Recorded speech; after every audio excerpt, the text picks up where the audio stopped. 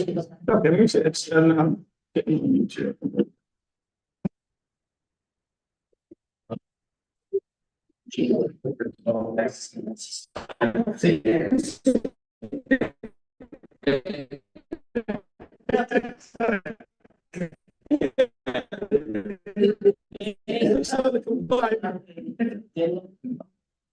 That's a very excellent. All right, we're on Zoom. So I think we're.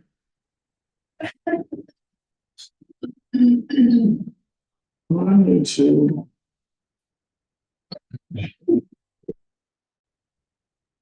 All right, everybody's in. Again. See if they can hear that.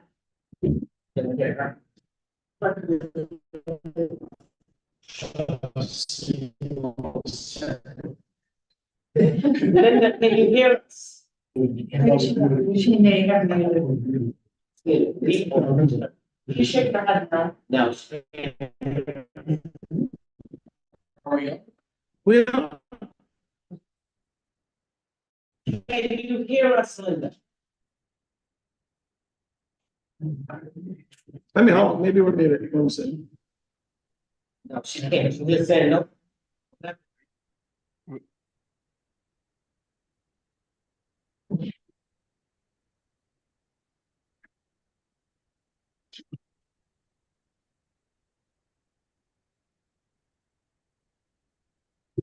No, we're 1, 2, 1, 2. We can hear the signal just very weak, so it's very scrambled. Yeah, it's just because we're using a hotspot because the city's website is not. At least the internet is not working Okay. at the moment. So. Oh, okay, understood. Can you hear us? Thank you. Linda, can you hear us? Yes or no? She said yes. Are you ready to take notes?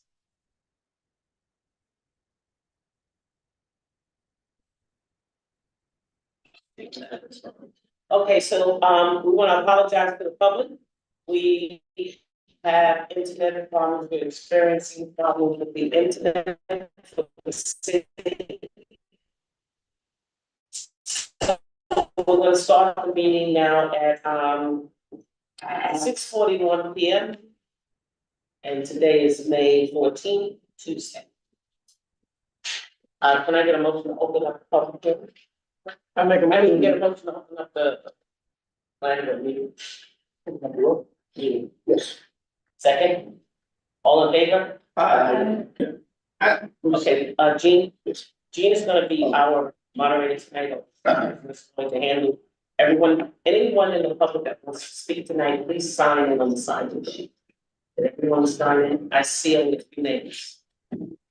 Public hearings, when recognized by the chair or other presiding officer, persons addressing the board will be asked to state the name and address, but may not be compelled to do so. Unless otherwise determined by the board, the time to be allowed is 3 minutes to each speaker. Once all persons wishing to speak have spoken once, any person wishing to speak a second time may do so for a maximum of 2 more minutes. Comments must pertain to the subject of the public hearing. Decorum. No member of the public is permitted to address the planning board during the meeting or public hearing unless recognized by the chair or other presiding officer. All persons speaking will be given respect and courtesy, and in return are expected to be respectful and courteous. The use of profane language, slanderous or personal remarks, boisterous conduct, including booing or hand clapping, not accepted, except the chair or other presiding officer shall address the remarks to the planning board, not to other members of the audience in formal debate. As Chairwoman stated, you want to speak, you have a sign-in fee. And if you already signed up, you'd like to speak during the meeting, there's no one you do so. Okay, and we're also open the public hearing for six dash 12 Hudson Avenue. I'll second. All in favor? Any opposed? 6-12 is not here, they asked to be on next month's meeting, so we're, have a good motion to hold. Planning board, any questions? 6-12. Public? Anybody need to talk? See the hands up? And hands up on the screen. I don't know, I didn't see it. Can I get a motion to continue the public hearing until next month for 6-12? That's now. Motion to continue? Okay. All in favor? Any opposed? Okay. Can I get a motion to open up the public hearing for 735 Columbia Street? Second? Second. All in favor? Any opposed? Okay, planning board, do you have any questions for 735 Columbia Street? No, they're not gonna get to it, also has to be, pushed to next month. Public? 735 Columbia Street. Any hands up for me?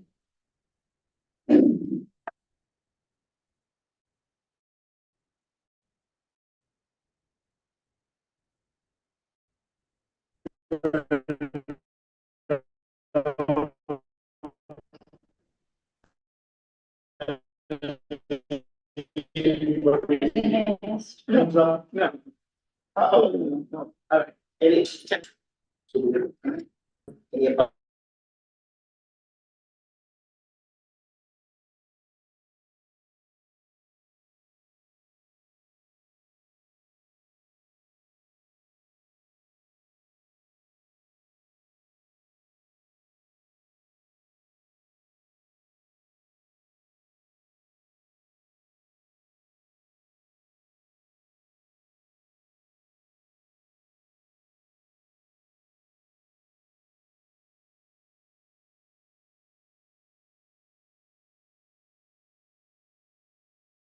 We get kicked off?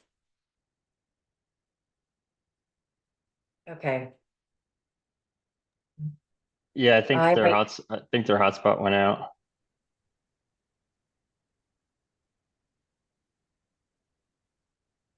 do you think we should join back in or it wouldn't matter? They would be the host and have to reopen it? We would already Yeah. be on. Okay, Yeah, I think they'll try and reconnect.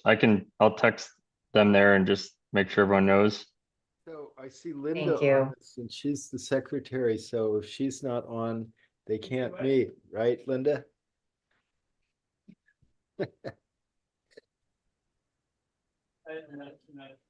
Hi, Walter. Hi, Linda, nice to see you. Say, Here, I'll turn my camera on so you can say hi. there you are. Yeah, Hey. safe at home. You too, I hope. Yeah. Oh, yeah. Well, shall we sign back in? What do you recommend? They might not even know they're Uh, offline. I just texted Andy from Taconic to let them know that we're all off, but I think we'll have to wait till they start it since they are the owner of the Zoom. I think we should storm City Hall. Yes, the people.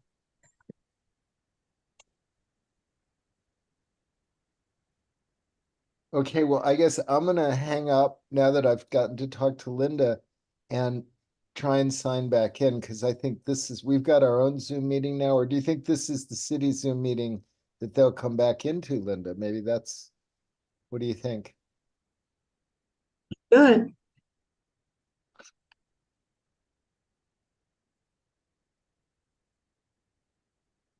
But who's the host of this meeting? Randall. Okay, so somewhere this meeting is open in Randall's computer, I guess.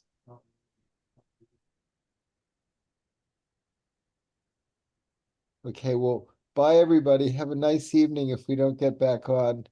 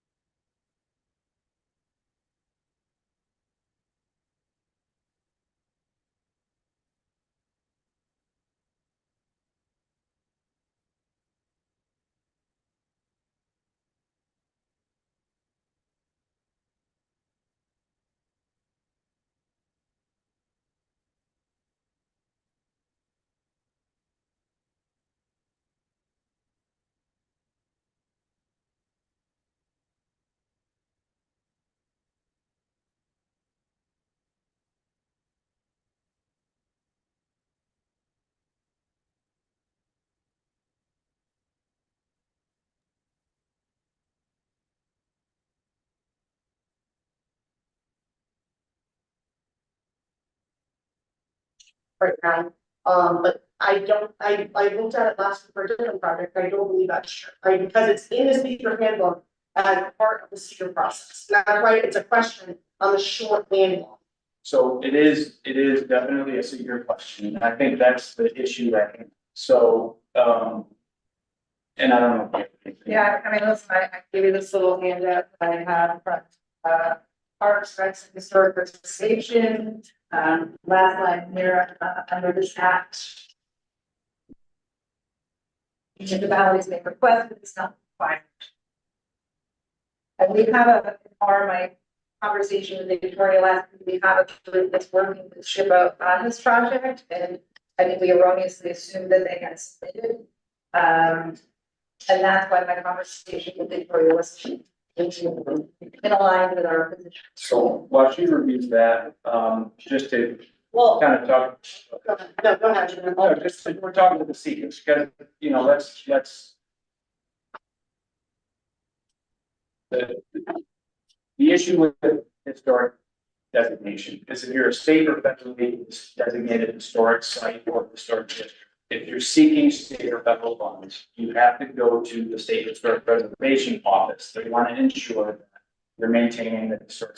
I'm talking about 9.14, I'm talking about.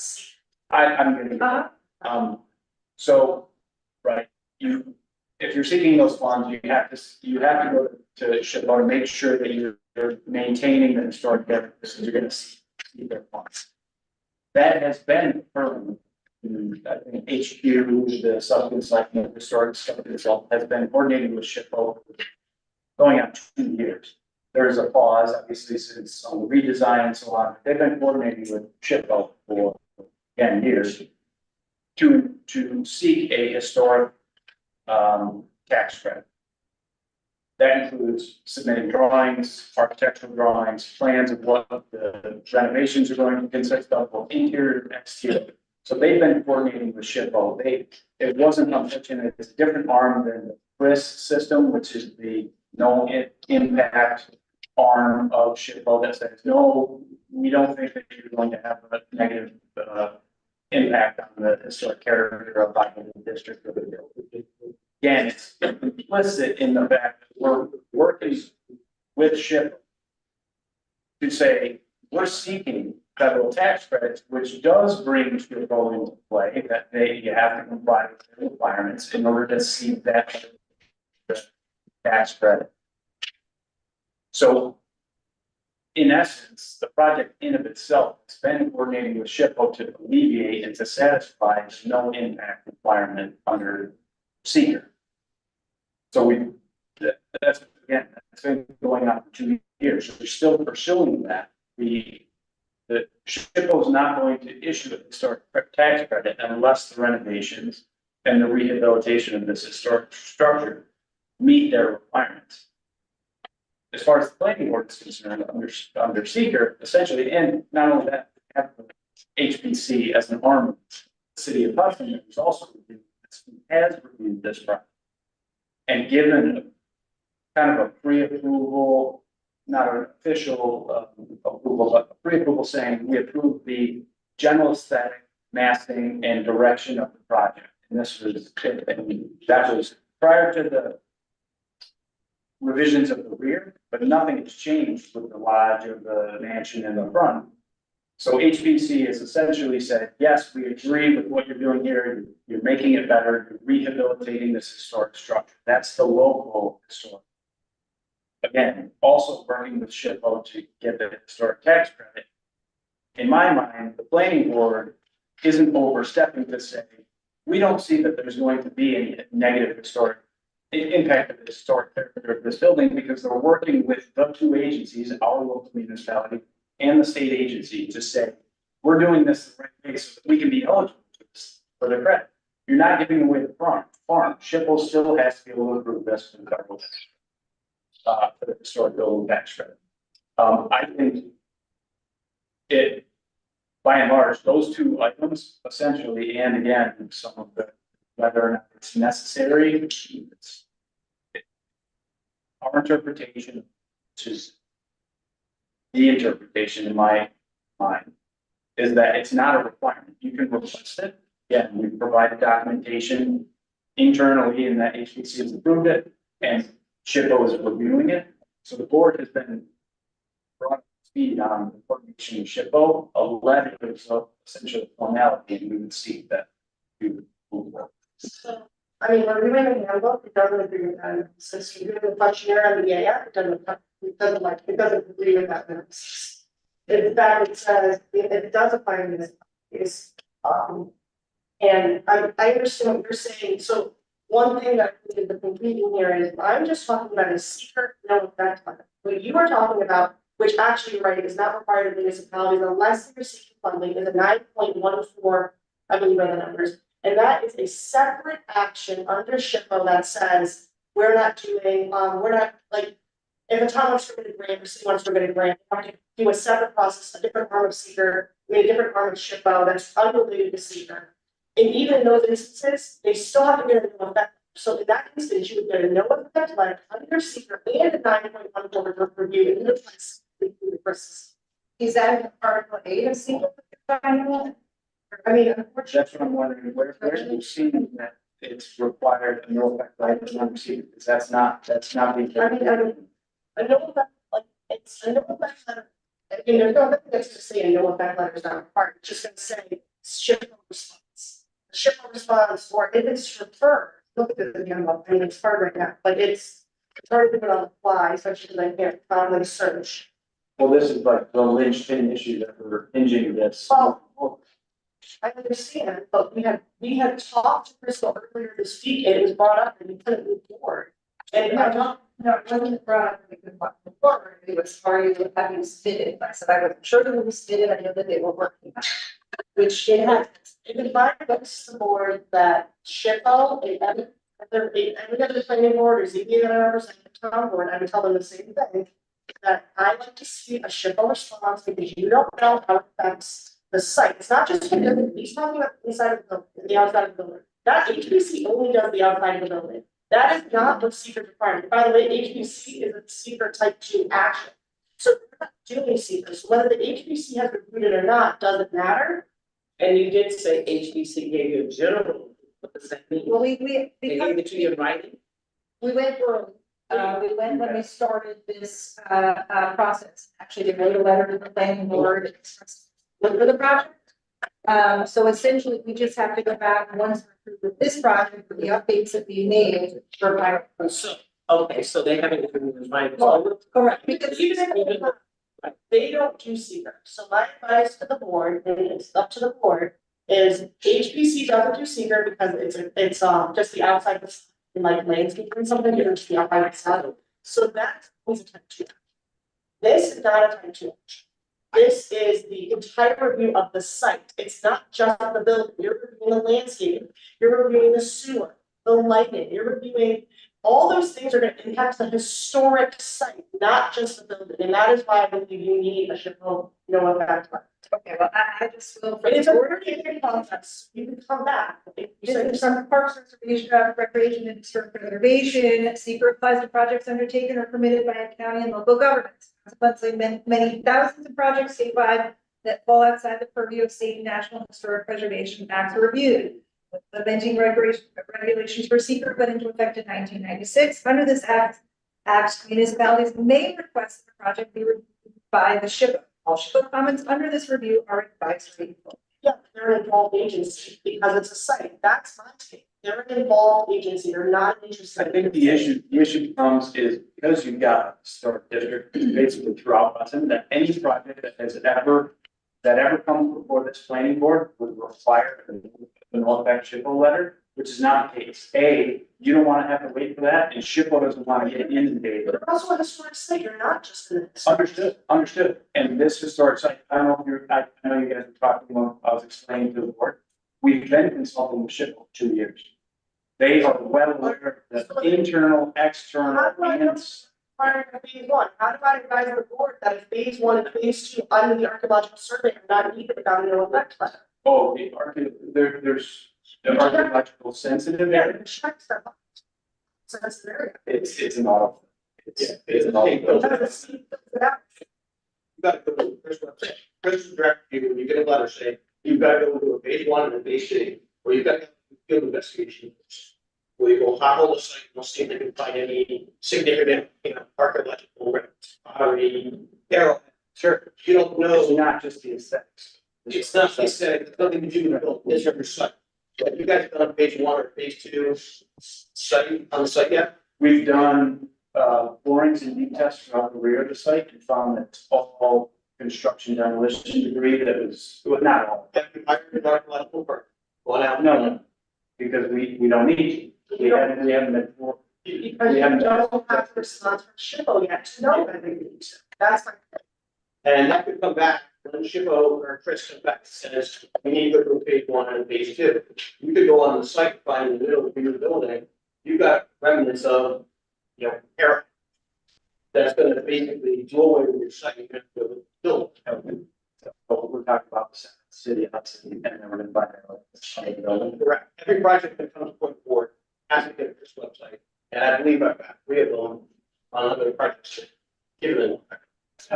It's a 30-day process, so if you don't have anything, as long as you submitted everything in person, they have to, by statute, respond in 30 days. That's the other source of our frustration is that 3 days ago, we got a phone call. This was last Wednesday, we got a phone call saying, have you gotten anything from SHPO for development? Yeah, it's. You should know, check the box, and I actually put it in a memo to you all the way back in August. That you needed to make sure that, you needed a SHPO letter, I will find it and send it out. We gave legal comments that haven't been answered on this project. To consult with SHPO and submit to Chris. So I have to double I check. haven't seen that. But again, it was one of those things that came up last week, which again, how long have we done it for the board? If we knew that we had to submit, it's not arduous to submit to Chris, to have them come back and say, again, an agency we've been talking to for 2 years and presenting the project aesthetically, site, landscape, all plans, infrastructure, utilities, everything that's going on there. We've been coordinating with them, not with their Chris fund, but with their. It's also, as you said, getting funding, that is 9.14, that is a different. Independent from the planning board and seeker and so. Exactly, I'm only focused on seeker to make sure the board is following the state law that says you have to consider archaeological resources, it's in the seeker handbook. It does say explicitly in the handbook and on the. I'm sorry, I don't know off the top, I don't have I wish if I got this for the meeting, I would have looked into it, I promise I would, I didn't have it. But I represent other boards and I always want the response. I have held up projects, especially when it's like this. I wish this is an part of this.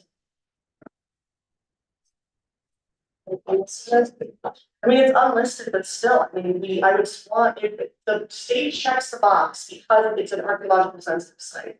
And we're not trying to. It's within a 500-foot radius of a previously determined archaeological. Exactly. So your best bet is ship up, will just send you a letter saying, "Hey, no worries, no effect, check." And I mean, also, he hasn't had, Christian can speak, but he hasn't had time to review to give the board engineering comments as well. So it sounds like you're setting yourself up for a June improvement. Well, to be fair, his letter basically said these items are conditional approval because they're all technical items. So nothing that, it's not nothing, but they're very loosely connected to seeker because we're gonna manage stormwater, we're gonna manage sewer, we're gonna manage all those things. And the items that don't need a response were no response requested. So they're all conditioned as a part of that approval because they're technical. They're not zoning or seeker related. I mean, they did the condition, but they were numerous, and the board would want, the board would have to have, you know. If we'll go through, we could go through his memo, it was numerous, many things. And he has to be able to say, you say no effect, how do I know that he agrees with that? He Today, doesn't have to agree. I mean, the board has to. The board has to- Either it's- He's- the board he's can their back up consultant. just, legal opinions, he gives engineering. Sure, understood. But they're But boards, they so should be they- driving your responses. Yeah, which is why it's up to the board, as I said, for seeker, I'm telling them what I believe the state law says, but it's up to the board, I'm only one arm and. I just, like I said, I'm cautioning you because the board, specifically says that, and speaker handbook specifically says that archaeological review is part of the seeker process. And that, NE said, which is the plan, that, says that, well, once those artifacts are gone, they're gone forever, and it is an archaeological sensitive site. So the state, errs on the side of caution. Most likely, yeah, they probably will get an effect, but how does the board know? Are you saying that what they're seeking, if we have to punch this, for all these conditions that they have to have as a condition of approval, in this conditional approval process, and obviously we can't go forward if seeker is not completed, and in order for seeker to be completed, you have to have this letter of no effect. That's what we're being told. Right. So, and you're willing to do that, and you're saying you're willing to fulfill all these things on the punch list. It's just a question of whether us as the board want to accept such a highly, once. You can't condition seeker. You are unable to You're condition. not, yeah, you wouldn't be conditioning seeker. What you would be doing is saying, okay, this app is actively pursuing coordination with the regulatory agency that is being discussed under this narrow section of seeker. Is there a significant impact to the historic or archaeological nature of the site? Are they pursuing that with the agency that has jurisdiction over it? And are they doing it in accordance with their requirements? Our applicant is, we are on behalf of the applicant. So in our estimation, you could make a negative determination under seeker, as well as the rest of the seeker. Based on the fact that we've got documentation that we're coordinating with seeker, you've got correspondence from them, we've submitted to the CRIS system. Meaning we've submitted to SHPO for the section of SHPO that reviews it for these types of items. It's not like we're trying to sweep it under the rug and do anything we're not supposed to. It's, do you have confidence in the applicant based on the project and based on the architectural plans that you've seen, the site plan that you've seen, all these things, are you doing it in a sensitive enough manner to where you're not gonna have a negative impact on the historic area? What I'm gonna say is, let's say it was bats for salamanders. Let's say that they needed, it's very similar to having like endangered species. All right, well, I don't think there's endangered species there. I've never seen a bat on there, but you always have to go to the National Park Service. You always have to get the no wildlife habitat to these kind of projects. They go and build it, then they find all these bat populations and they just cut down the trees. It's the same thing. It's like, would you do it for endangered species? It's the same argument. I wouldn't say that, because if I'm in a remote area that is within 500 feet of of archaeological sensitive site, which are projects that are in that right now, they'll do a phase 1AB, they find an arrowhead in the middle of the forest, in the middle of nowhere. This is a historically impacted site. But you're digging a pool, and you're Digging a connecting to pool in sap. an area that had 10 feet of fill put in it, years ago. You're not gonna find arrowheads. I've dug down 8 feet in the ground and It's the from. same thing, I walk the property, I see that, I walk the property, I don't, like, it's the same thing, you don't know until you get the ship up, you Right. don't know until the land. Well, as far as I'm concerned and the board, there are a lot of things that still, we read the memo, a lot of things are conditional. And we have never given, resolution so many conditions. And I don't feel comfortable doing that, and I do want you to get at least what our attorneys advise them to get. Okay, so it never does to the rest of the board, this is really. I think you're asking us to give a good faith determination and say, we're gonna abrogate our seeker responsibilities and give you, a negative declaration because you're involved with other agencies. I mean, is that? I don't You're even think you're not it's. advocating your responsibility, we're still taking that secret review. Exactly. We had a But letter. we, but according to our attorney, we really can't, but we can't finalize that process without. Yeah, So we would That's- have to bypass that's it. what- that she's saying that you can't make an accurate secret determination and issue a negative declaration on the SHPO, on the historic and archaeological portion, which is one comment in the part two. Again, our position is the board has been provided with information about the correspondence with SHPO and the interaction with them. But you want us to infer, from your From previous. the information that's been. Right, without the letter that's required, you want us to take the emphasis. No, in your opinion, no, well, yes. Yeah, But- obviously this is contested. in our opinion, It's not required. It's not required. It's not a state federally funded. If they get the historic tax credit, then it is, but it's independent of seeker. That is state law. That is for them to, in order for them to qualify, they have to go through the process with seeker. It's not a ship, it's not. It's that, you're talking about in a 9.14, I'm sorry, it's 9 something, I wish I had it. It's 9 something review, and that is different than a secret determination, no effect. so I don't.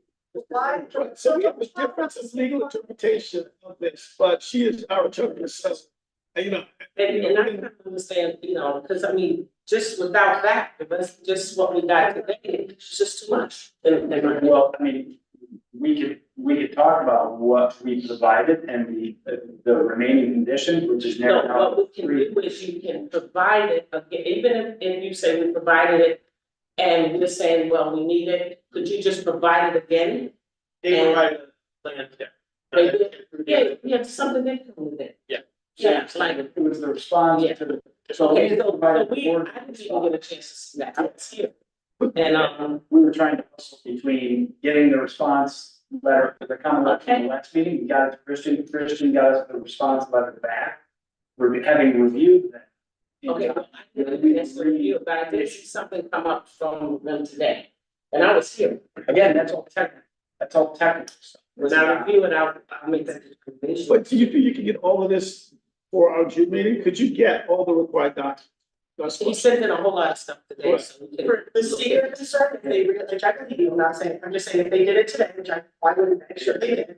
Right. They will, if it's a no effect letter, they will get it in 30 days. So if they did it today, they'll have it before the June. And they are statutorily required, like Columbia County Planning, to do it in 30 days. And they normally do sooner, we just, again, it's one of those formalities.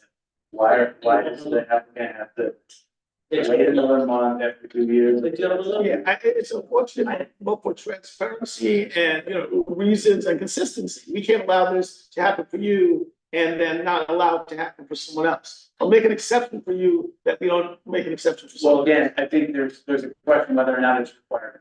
So you're requesting. I understand, but I understand your basis and your argument, but I, Recently requested. So that's, again, the frustration. All of a sudden, it's like, oh, what about this? well, again, Yeah, he said in August, she sent an email. Yeah. I do have to confirm that, I wish I could pull out that, but I may be confusing it with honestly the interview project, which also requires it, and I apologize, if I can. Yeah, just me and you, Crystal, and somebody. So when you come up, so one today.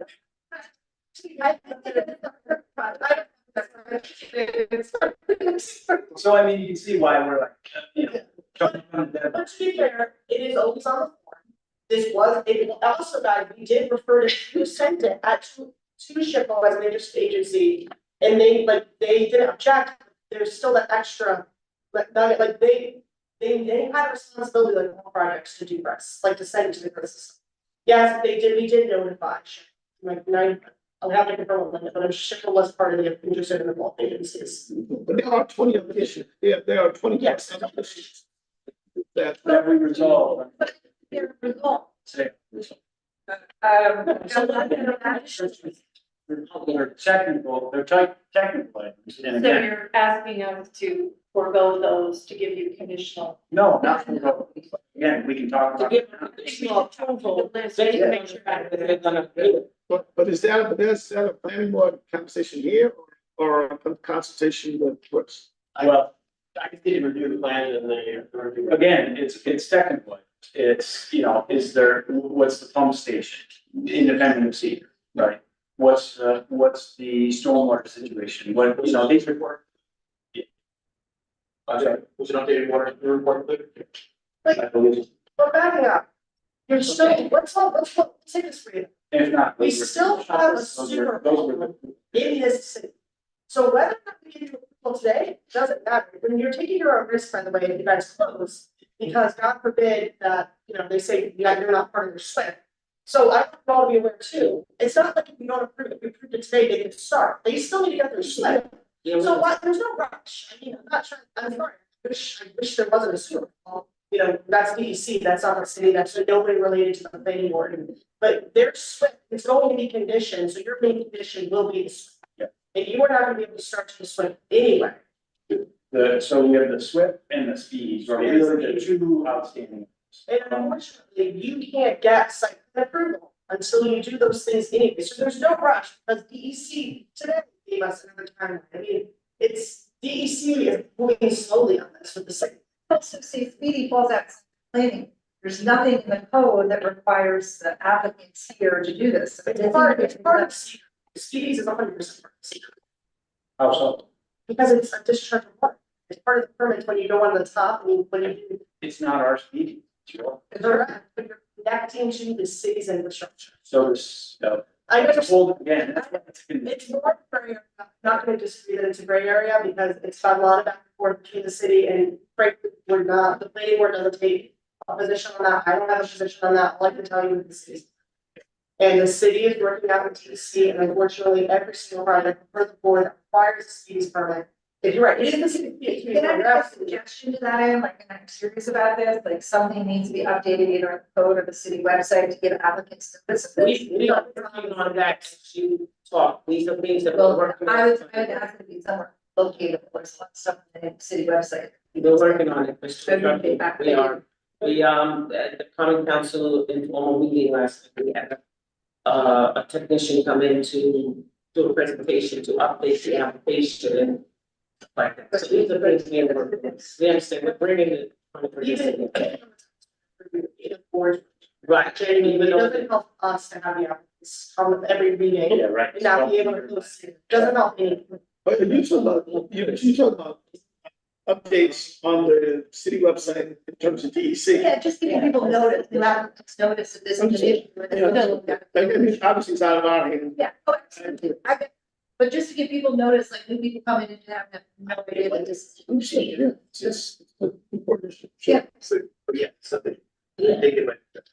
What I'm talking to him about is that I went through his recommendations of the things that the commission, you know, little things like indicate size and type of pipes from the CD-7 to N section on sheet of C403. It's a conditional item. Why isn't that done? I mean, these are little things, but Because that's typically, that's not the level of detail that is provided to this board or most other boards. it's been asked for. No, it's just been asked. Oh, okay, So- well, so what I'm then, get some saying of these things. So those are all, so if I can, I'll go through our comment letter, our response letter to Christian's most recent letter that we got on. Oh, so what you sent us today? For what you said today, just like, here are the conditions that we see are the conditional approvals. Everything else in our mind have been resolved. We'll provide additional details. Did everyone bring a, I think no, I didn't give everybody a copy. I don't know if we can go online, can we go online again? We are online. I've got one here, like somebody over here wants to share. Yeah. So I'm only gonna hit the one, I'm not gonna hit the one. Okay, just hit the one. Yeah. Give us a number. So wastewater engineering report, going to one, the wastewater engineering report is not included in most recent mission packet. Revised reports to be submitted for review. We have a final sewer submission that will be a conditional. So coordination, so we went back and forth with the distributor, manufacturers, and have a new specification that's in the plans for, and called out in the leader note for the pump station that will service the building, so that's been done, but he hasn't had a chance to review it. That's something you gave up today. It's not the engineering, Oh, but the specifications on the plans with revisions to show the specifications on the plans. Again, we're seeking that. I'm just going through the conditional one. We're not saying that's, we're saying there's still additional coordination to ensure that Christian's happy with it. But this is a conditional approval. We've updated the plans to show that. Skipping all the way down to action seeker required, one of the historic certification application of State Historic Preservation Office. All correspondence for SHPO once received, provided to the board. That was listed as a conditional approval. Again, it's not, you can't condition seeker, but we see this as being able to say, no, we're not going to have a significant impact. The board's opinion, my opinion, could be that this isn't going to have a negative historic impact, given the fact that they're already coordinating with this agency to ensure that they're not going to have a negative impact on the historic area. Just to chime in on this, Yeah. this stuff at the ground sits right. I know, So supposedly he thought you guys submitted to Chris, this conversation that you guys had. SHPO? Yeah. Oh, Yes, I really, like, I know you know, but I really think there's a confusion between seeker and the funding. I think maybe that's what Ryan thought. No, what Ryan, because there's no question of this entire. I knew someone that said it. and I think part of it is my understanding is that historic consultant was doing all 2 years, where they were talking to one group of SHPO versus the Chris group of SHPO. And then when they said you have no impact letter, we reached out to HQ and said, hey, send us everything you have for your correspondence with SHPO. And it's like, well, we were just dealing with historic tax credits. Again, it's essentially a very similar review. So looking at it like, does this qualify for historic tax credits? It's a very different review. The seeker review is very different. I would not argue it's the same. The seeker review looks at the site and then looks at a mapper and versus the Well, tax. there's more in it still. Yeah, it's also, they're just talking about agencies, then there's more state funding, it's actually way more complicated, the review you're doing is way more complicated than the seeker review. Because most of the time, you're right, the seeker review is just, Agreed. the issue is they're not asking the seeker question of the review that you've done, the review that you've done assumes you're doing the seeker in a different form of SHPO. Because, like, for example, I just did one for a project the other day working with an engineer, and that was the first thing that the state asked for was where's your seeker review, like, and where's your second the section 9 review. They asked for an effect letter before they even did the second part. So this is some of the person with an oversight, but on their part, it's not the same review. No, I agree. For you. I agree. It's complicated. I wish it was the same, it's just not. I agree. I think the question becomes, does the board have enough information and comfortability with the fact that we're working with the same agency and have been for 2 years to ensure that we're not having a negative effect? Having a letter that says there's going to be no effect is a formality in my estimation. My We're dealing with- report is that agency is not looking at seeker, they're doing a funding review, which is a completely different process. And actually a different part of, it's actually a completely different. We're looking at the same thing. If No, we're in they're there- not looking at seeker. They're not looking at the seeker impacts. There's a broader resource question when you're doing seeker. But when you're doing the 914, it's a different review. Because I get what you're saying, actually, the review that you've done is probably more complicated, but a lot of reviews usually going to be done in seeker. You're not gonna do the archaeological review for that section 9 review because it's not a question. Right. Of funding. I get what you're saying, but that specific question that the mapper checked isn't going to be answered except for the seeker review done by SHPO. It's Right. not gonna be answered in the review that you've already been working with them. Yes, you do submit the same things, I fully understand what you're saying. And I think my response to that would be if the archaeologically sensitive is the only item that hangs up that difference in review under seeker, is if I were in the middle of the woods somewhere and I was within 500 feet of, an Indian burial ground or someplace where they found a bunch of areas versus the central of an urban place that has been impacted for 20 years, it's a very different. Okay, so we'll go, yeah. The other conditional approval would be number SWIP item 1 is like we talked about with Christian, we've given them that would be a conditional approval, yeah, we submitted basically the kind of meat and potatoes of a stormwater plan that shows you all the kind of. And that would be a conditional approval. You would approve the plan. Yeah, I'm only going through the conditional, not the respect. So you're only going through what would be on the, not items that you have answered. That Correct, we've answered everything else. In the Okay. we'll go through the ones that. Final SWIP, submission of notice of intent, issue. And everything else you answered. Correct. Yep. So put that to. You're on, What do you mean? you did number 1, now you work in here, work page. So then, under C 107, C 108, site details. DET for call outs for all courses of the L100. So we're working with the landscape architect on just getting them some of those DOT, so they have specifications for like walking paths. This is, I'm sorry, this is on, what are our response letter to A, item F, under 2 site details, item F. And include spec information for the gradation requirements, or equivalent New York State DOT numbers. So essentially, a gradation requirement would be like a SIP analysis or some gradation of what the materials or a New York State DOT number. So this is from the landscape architect. So they have whatever stone is going under the walkway, the driveway, the fire apparatus, road. So what Christian's requesting is to just put a New York State DOT number, which says it fits within this box of material. Is it a number 1 stone, number 2 stone, or rubber and gravel? They have different numbers for all those, so he's asking that we include that. We're providing that to the landscape architect. They have to update that one. So again, just timing wise, it would be a condition. Design include detailed site calculations for both on-site pump station enforcement, and this is a sewer. This is a very technical side of things. What pumps are you using? What's the pump curve? What kind of gallons per minute are you dealing with? That's very technical. This will be a additional approval that we provide Christian. And just to ensure that, it doesn't seem like you're doing anything fundamental. And those are the only ones I think that we buy. But But the only problem, Andy, is that I haven't reviewed the rest of the letter, to know the rest of it. You say you addressed it. I'm sorry, yeah, understood. Understood. get a resolution, I would So, check the box.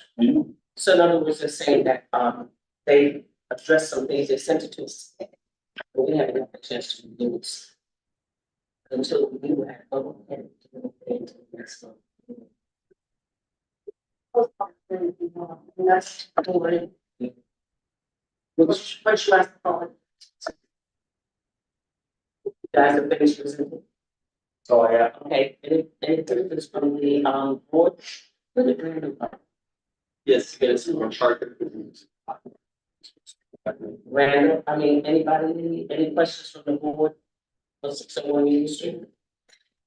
As far as, it sounds like a lot of these things that are highlighted as conditional items that you just walked us through are in motion. Do you have ETAs on the completion of the plan? you know, I think the sewer report's pretty close to SWIP. Again, we've kind of paused on the SWIP, having met with Christian and kind of walked through his previous comment letter and addressed a lot of those comments. We kind of paused on the stormwater plan. It's one of those things where you can't break ground until you get the state to sign off on it anyway. It's kind of one of those chicken and the egg situations where the applicant is a little bit hesitant to cut everybody loose, to pick fences back up, finalize architecture and move forward. We're basically trying to say, do we have a project? Is it entitled? We can move forward. We provided, again, meat and potatoes of the SWIP. At the end of the day, for 2 months, I think that's probably a reasonable timeline to be permitted and ready to break. I also want to say, Stephen, so if the state doesn't like their speedies, you know, they look at the project and have an issue with it, they may need to reopen this. That's. I have no idea that will happen, and I'm. Right. Yeah. I just want you to be aware. No, I didn't. If the state comes back and says, whoa, what are you doing? Which could meet the requirements of it. But Yeah, if there were substantial changes, we'd have to come back and. well, they don't like the list, there's too much erosion, there's bizarre, you know, you never know, but, you know, I'm not saying that will happen, we just don't know, there's no way to know how the state's. Yeah. How do you see all that? But you were here when in 2022, 21, and then you're back here 2023. Well, we've been here for. But no, the planning was that they didn't even put when they had come back. The zoning board. Yeah, never got. That, Yeah. you know, if we close. What could do? Sixteen.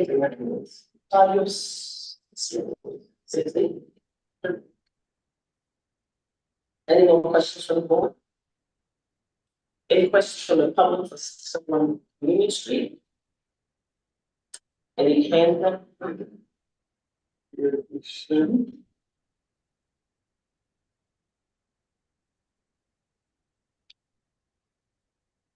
No, Brandon, do you have any questions?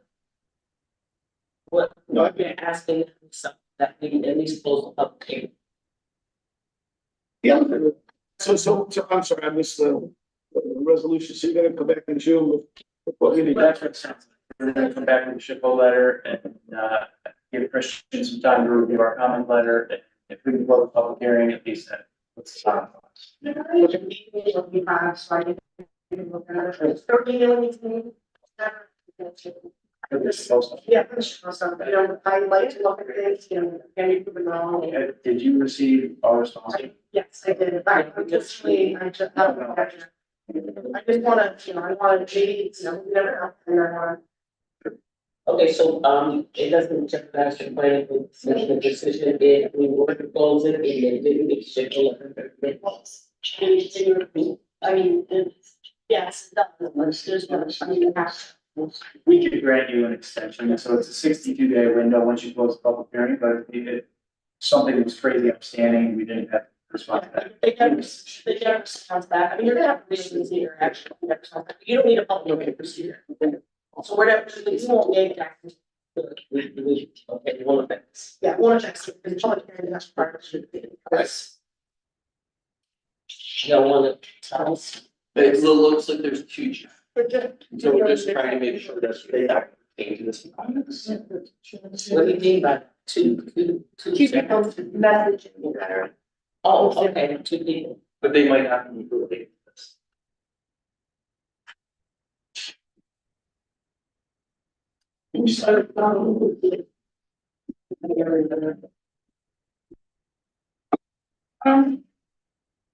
Yeah, I can't. So, yeah, it's. It's your line. It's just like, I can't get that little text there. Oh.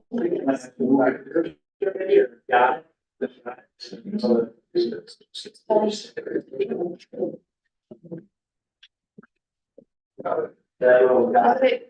What is it? Yeah. Can't see them.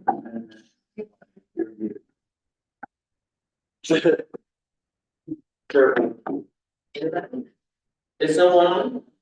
No, there's plenty of people on, but the chats are not, they're perfect. Sure, thank you. we do the meeting, every meeting doing, but, you know, it takes time to do these things. So I want the motion on the table. Motion to close public hearing. No, I know, I'm sorry. I thought you were-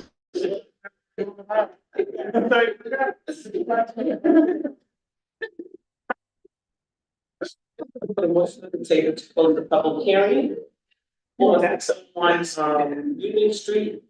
And that means we have 60 days for approval after we close the public hearing today. Extension. And with an extension if we need it. And Yeah. that's, It is a voluntary, there's a real secret. So you know. are you making the motion? Or you? No, yes. No, Make a motion to close the public hearing. And I'm seconding. all in favor? You guys, okay. Any opposed? Okay, so that's what we're doing, the public hearing is closed, we'll see what we can get this off the. Thank you all very much. Have a great night. Thank you, too.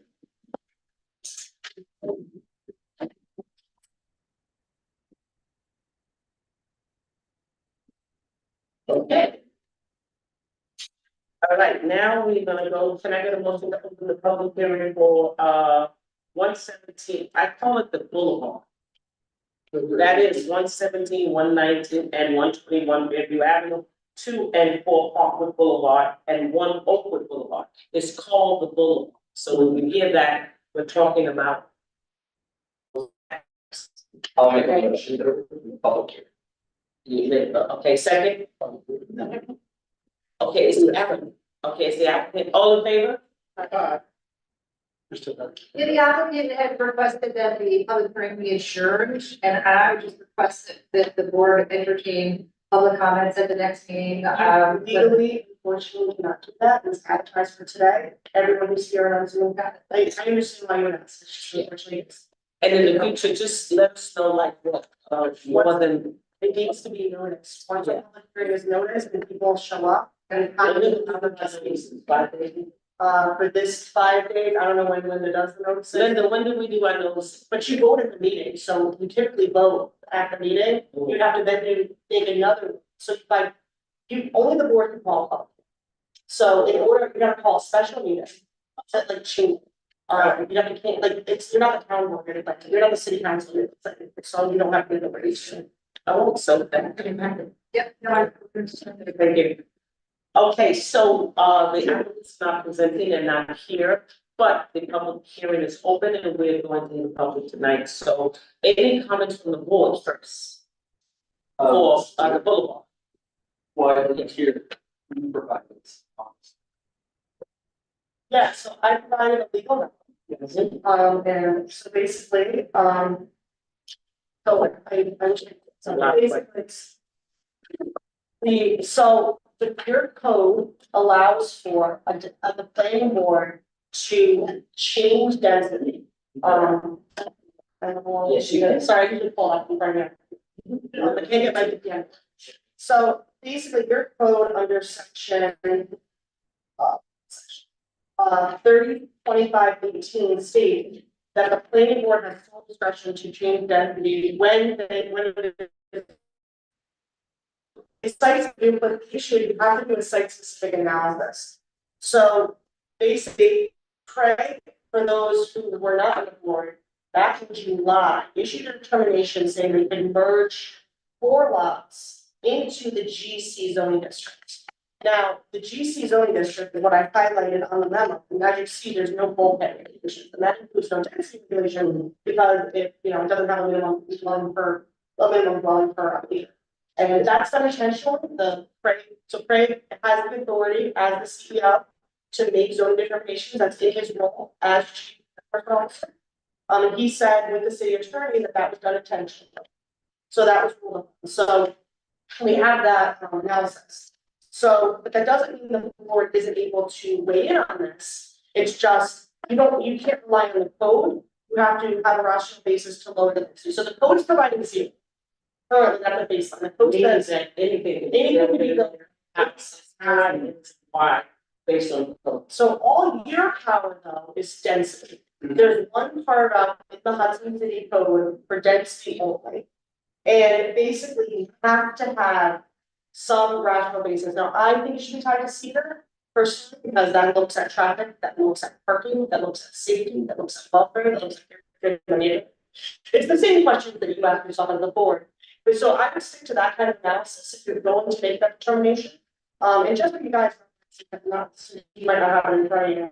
So if you look at the zoning map, the big parcel, which is where most of it is the GC. But the little parcels, so the open boulevard parcel and the two Lee Parkwood parcels, the parking is split. And then the back unit, they're not merged. So they wanted to merge 5, but they've only able to merge 4 based on the part of the city code.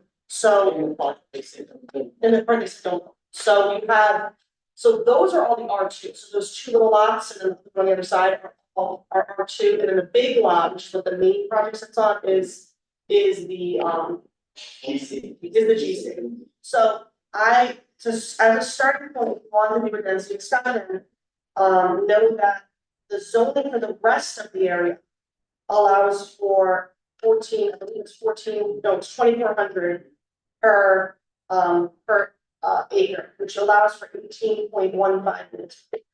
So they have half an acre. That's going off of Teresa, that was going off of Mark. That's from R4. But R4, when I thought about it, doesn't make sense, because if that were to ever go, from a rational basis, right? What does it matter when another zoning district did? Why are you comparing it to a zoning district? From like a law standpoint, because it doesn't matter what the R4 says. The R2 makes sense because that's the neighborhood it's next to. It's actually not next to. The R4 is on the other side.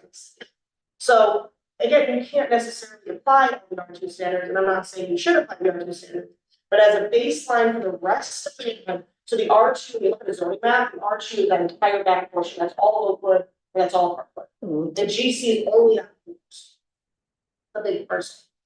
So it allows for, so on half, I think it's like 10, when I did the math earlier, it's 10 and it's happening there. Yeah, 9 or 10. 9 or 10 about. That would be allowed. If you apply R2 zone, On the total parcel.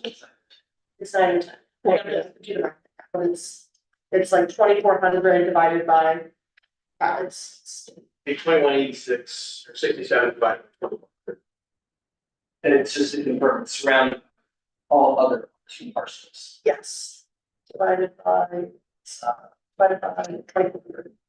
Like it's not even what happened if you have Fairview Avenue, on one side, you have Glenwood on one side, and the front on the front on one side, open, so it's just the rear of the parcel.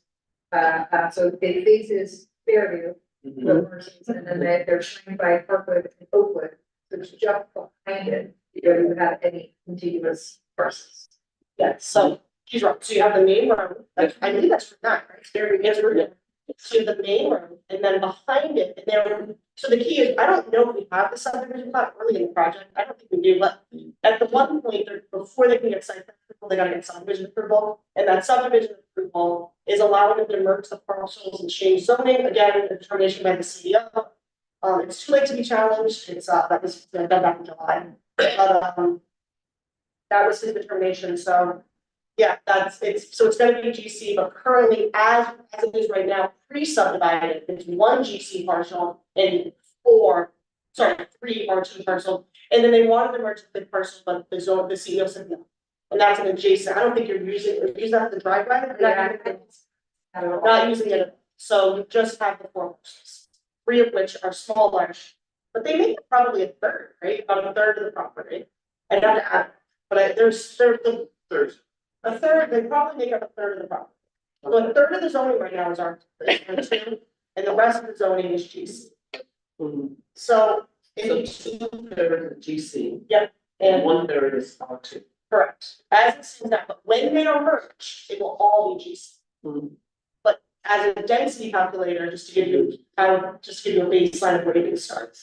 But in order to do this, I would just, there should be discussions on traffic, we want to discuss parking, and if parking is a concern for some people, say it again. 2/3 is what? 2/3 is GC, this is a very rough. I'm sorry.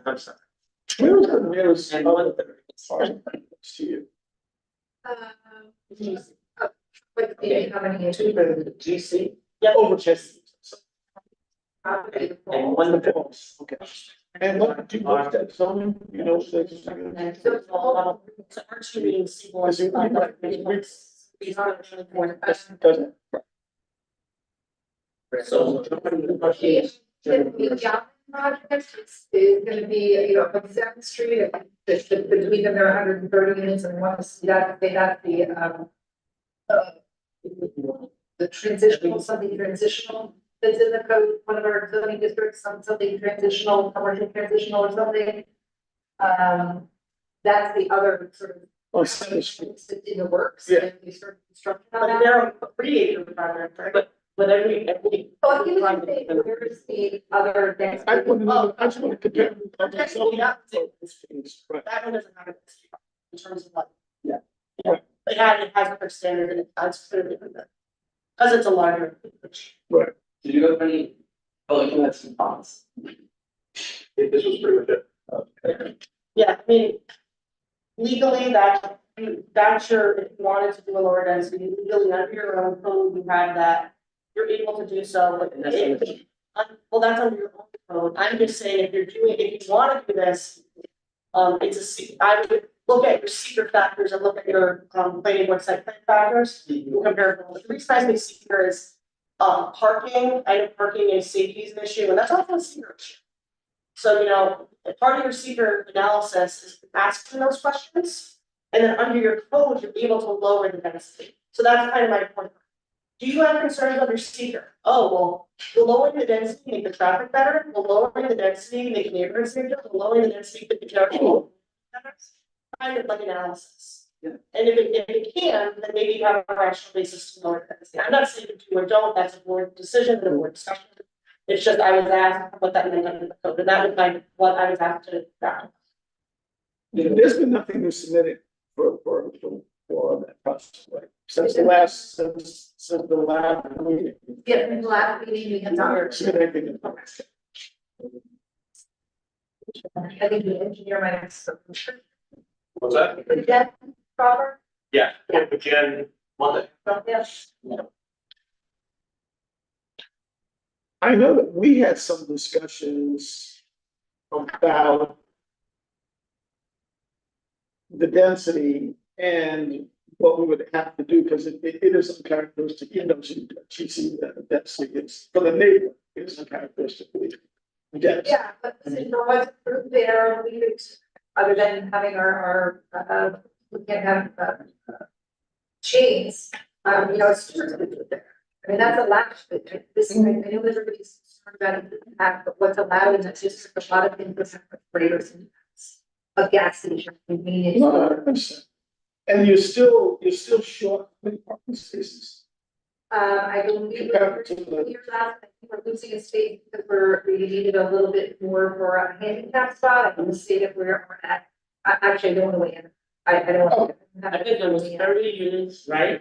32 units with 21 parking spaces. And how many commercial was it? First it was 2. Now how many is it? So the commercial space is on one side of the building. I don't have it in front of me, so I know that there are a couple different office spaces in there, but I don't. Okay, like there's 1,000 square feet of commercial space. Honestly, I don't have it in front of me, and I Before, there's 2 commercial spaces now.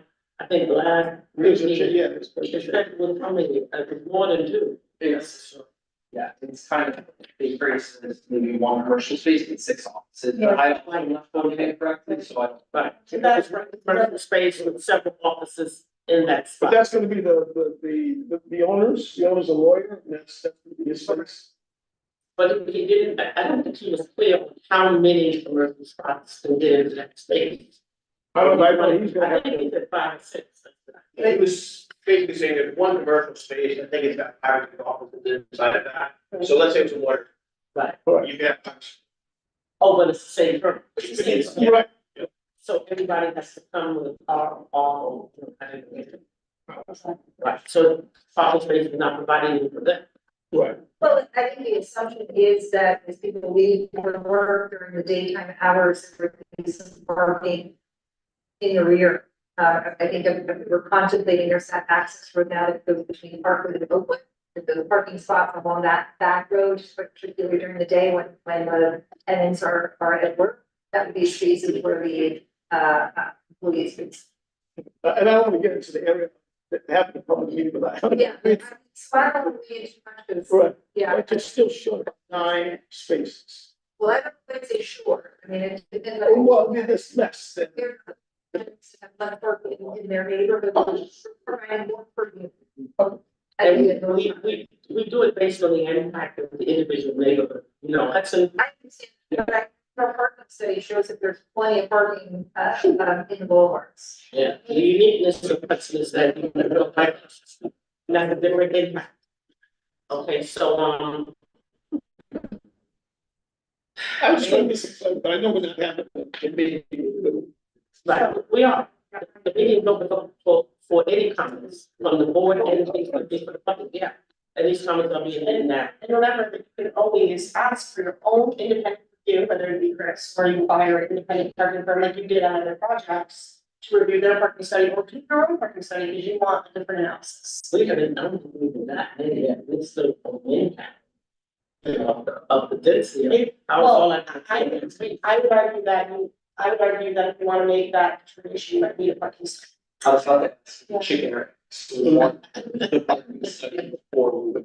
It's up to you, I mean, you could always ask the applicant to come back and see. You know. I know we were kicking around the idea of suggesting, maybe, some, 50%. Affordable house, 50% AMI for housing. That's still. I. Speak to that. The applicant has indicated it's gonna be market.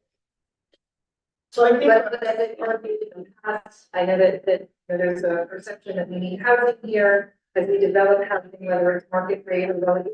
The more we put on the rolls, the more we meet demand. As we increase supply, meet demand, prices come down, so. Any housing will help the housing prices. I'm gonna say on the record, I don't agree with that one. It only goes higher just because I would say that basic economics is one on it's right now, but I disagree with that. No, I don't think that's true. Housing prices have only gone up, and that's because even though we have built for housing that much, but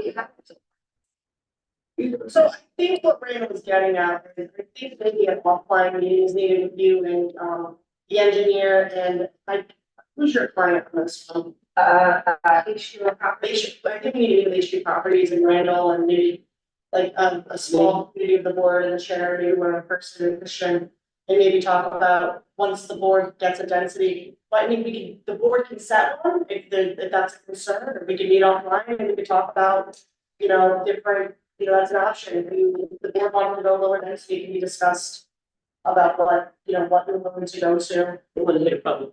And, you know, because we're not gonna solve that today. No matter, that's not gonna be solved today, I think no matter what, an offline meeting might need to happen to just talk about, you know, maybe a review of the plans to answer public comments, because, you know, public comments are going to the record. And this is a highly volatile project, I think this is a project.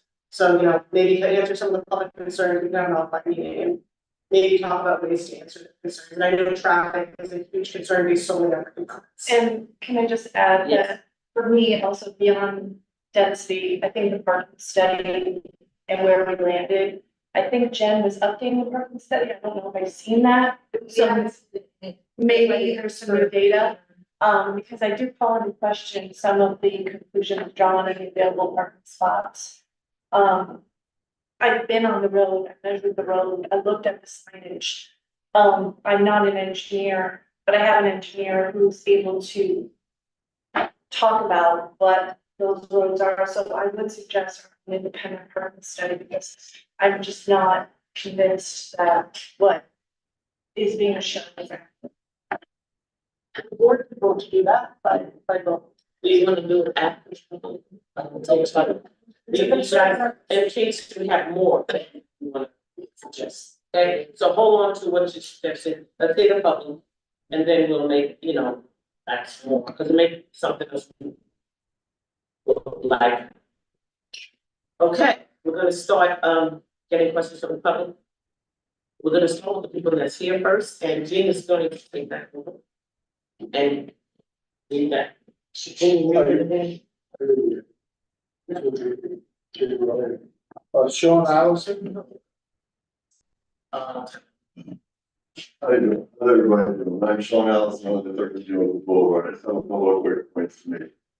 The first one is, I think the Hudson Police Department disagrees with Bristol's point that there's plenty of parking in the boulevard, because on Friday morning, they showed up at about 1 o'clock after total chaos with the school buses, because the people who already live there parked on the street. And then they lined one side of the street entirely with no parking. So basically at this point, Oakwood Boulevard is no parking either side of the street for well over 90% of the street. In fact, the only part of it that the Hudson Police Department left as parking is directly across from this building, which I call the Crystal Palace. You guys can call it whatever you want. So there's that. Hudson Police Department strongly disagrees. That's what I call this building. Okay, we'll call it whatever it is, call it whatever you want. The Hudson Police Department strongly disagrees. Anybody who wants to come can come and see the no parking center in everyone. So there. You know, at the last meeting, actually, I just want to say that the mayor came to Oakwood Boulevard this morning at my request, because now that the parking is only on one side of the street, it's a two-way street. That's a one-lane road. Oakwood Boulevard is functioning. No, not like a lot of us, because my neighbor has 94 cars up this GoPro in 1 hour. It's not like a lot of us. And the street ceases to function now. All I'm gonna say right now, this is what you guys are voting on. They said last time that they didn't know what the speed limit was on Fairview. That struck me as completely disingenuous. The reason why is because everybody knows that New York City has a campaign, what called Sammy's Law, based on reducing the New York City speed limit down to 25 miles an hour. Would anybody like to find out why? Because I'll tell you, the reason is because at 25 miles an hour, you are 30% more likely to survive getting hit by a car than you are at 30 miles. Now, we're not even approaching the speed limit that it is on Fairview Avenue. At 30 miles an hour, you are 30% likely to die from a car getting hit by a car. You want to know what that number jumps to at 40 miles an hour, which they definitely should know is the speed limit in front of this building? You want to know what it is? You know how likely you are to die at that speed? 90%. If you get struck by a car, you are 90% likely to die at 40 miles an hour. Now, they may not like this, nobody may not like this, that station that's across the street from where they're going to build this building, that will be a de facto supermarket for the people who live in that building. The reason I know that is because that's what it is for me, all right? How many people are going to be crossing that street? How many kids? You know what happens to a person who gets, I've seen this, I'm the only person that's been in this room that has seen somebody who's gotten hit by a car at 40 miles an hour. So let me just talk about that. Because what we're asking these guys to do is scrape these people up off the streets. What happens to a person is their bones pulverize, all right? The shoes that they get hit in stay where they get hit, and the person goes that way. The shoes stay where they get hit, the person moves. I've seen this so many times I can't even talk about it. This is what we are asking the police department to do. None of them are equipped to do it. Every time somebody gets hit by a car on a street where the people building this building are reluctant to engage the New York State Department of Transportation to put in a traffic signal, because they know. They said that, they said it too, I heard them say, they're reluctant to put in a traffic signal, DOT is. This is what you're voting for. Other people's children getting run over by cars going 40 miles an hour. I have 3 minutes, right? Close. I thought you checked your watch. You can let me keep going, I will. No. Yeah. We went over 3, but thank you. I appreciate the time. Chip? I can't say your last name. First Steve. Okay. I live 2 doors down from this project. It's a traffic nightmare. It's gonna be, the village is too big and too small, so it's Fairview Avenue, so much getting across the gas station, which Sean said. where all these people are gonna be crossing, no crosswalk, no traffic light, nothing. And you're crossing this pretty steep road, and there's the ambulance flying up and down there. It's like, it's dangerous enough getting out in a car, but on foot as a pedestrian, the sidewalks suck. From Oakwood up to Aldi and the McDonald's there, to that light, the first light intersection. It's busted, mud, puddles, so there'll be sidewalk first, and then all of a sudden you're walking in grass, mud, in a breakdown lane. And there's one section, the new sidewalk from Valero, there is a sidewalk from the proposed site down to Stewart's. But there's all this gray area where it's like Hudson Green or line. And that is a state, correct me if I'm wrong, that is a state road, very. And I like, how do we get it safer for people to walk around? You said that, oh, there's not gonna be that many cars, people don't have cars. Well, guess what, there should be walking, what you think, because we only need 26 parking spots, 30 units? Because you assume that not everybody's in a car, well, where are they walking? It's dangerous. So, thank you.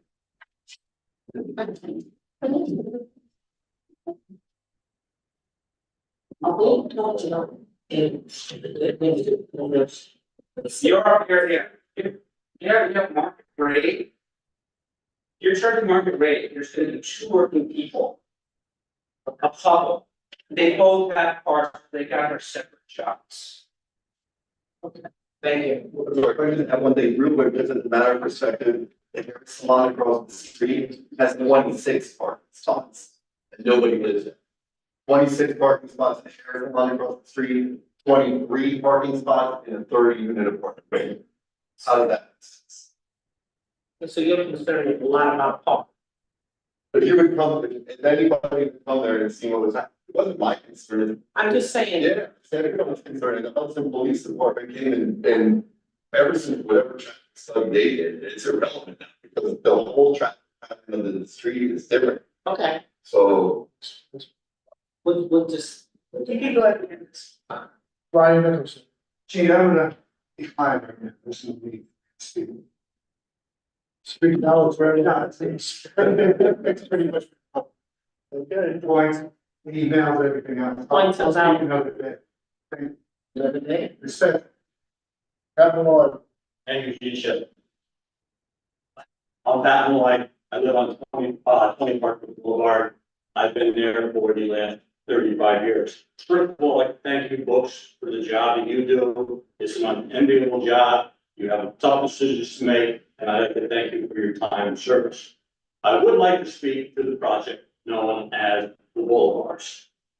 No matter what kind of spin that you're trying to put on your traffic studies, your data analysis, trying to make it like it's going to conform, this project, as it stands right now, is going to affect the residents of Oakwood and Parkwood from the stop sign up to where it's being built. There's just no way around it. And the other point, we are going to be affected by the parking, the traffic, as well as the safety on Fairview Avenue and crossing the streets. The project, as it stands right now, in my humble opinion, is just too big. And I agree with the comments that have been out there as far as the parking analytics and the traffic study. I think they're way off base. I think the initial traffic study was done for 15 minutes to discuss prime time and another 15 minutes in the morning. I don't know how you can get a clear picture, on that. But I think that appreciate the opportunity to talk here tonight and wish you well going forward. Thank you. Any more comment? Crystal, you didn't have to come. On one side. Yeah. Yeah. So many of them. I gotta sign up to say.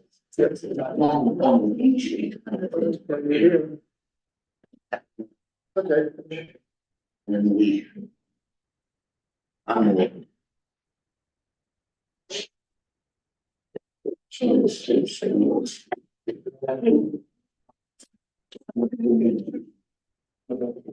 Thank you.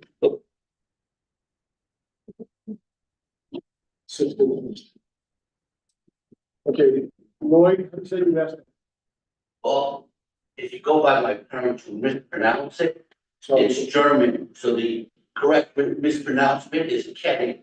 So you can leave the O out. okay, If you were German, you would probably pronounce it different. I'm always sorry.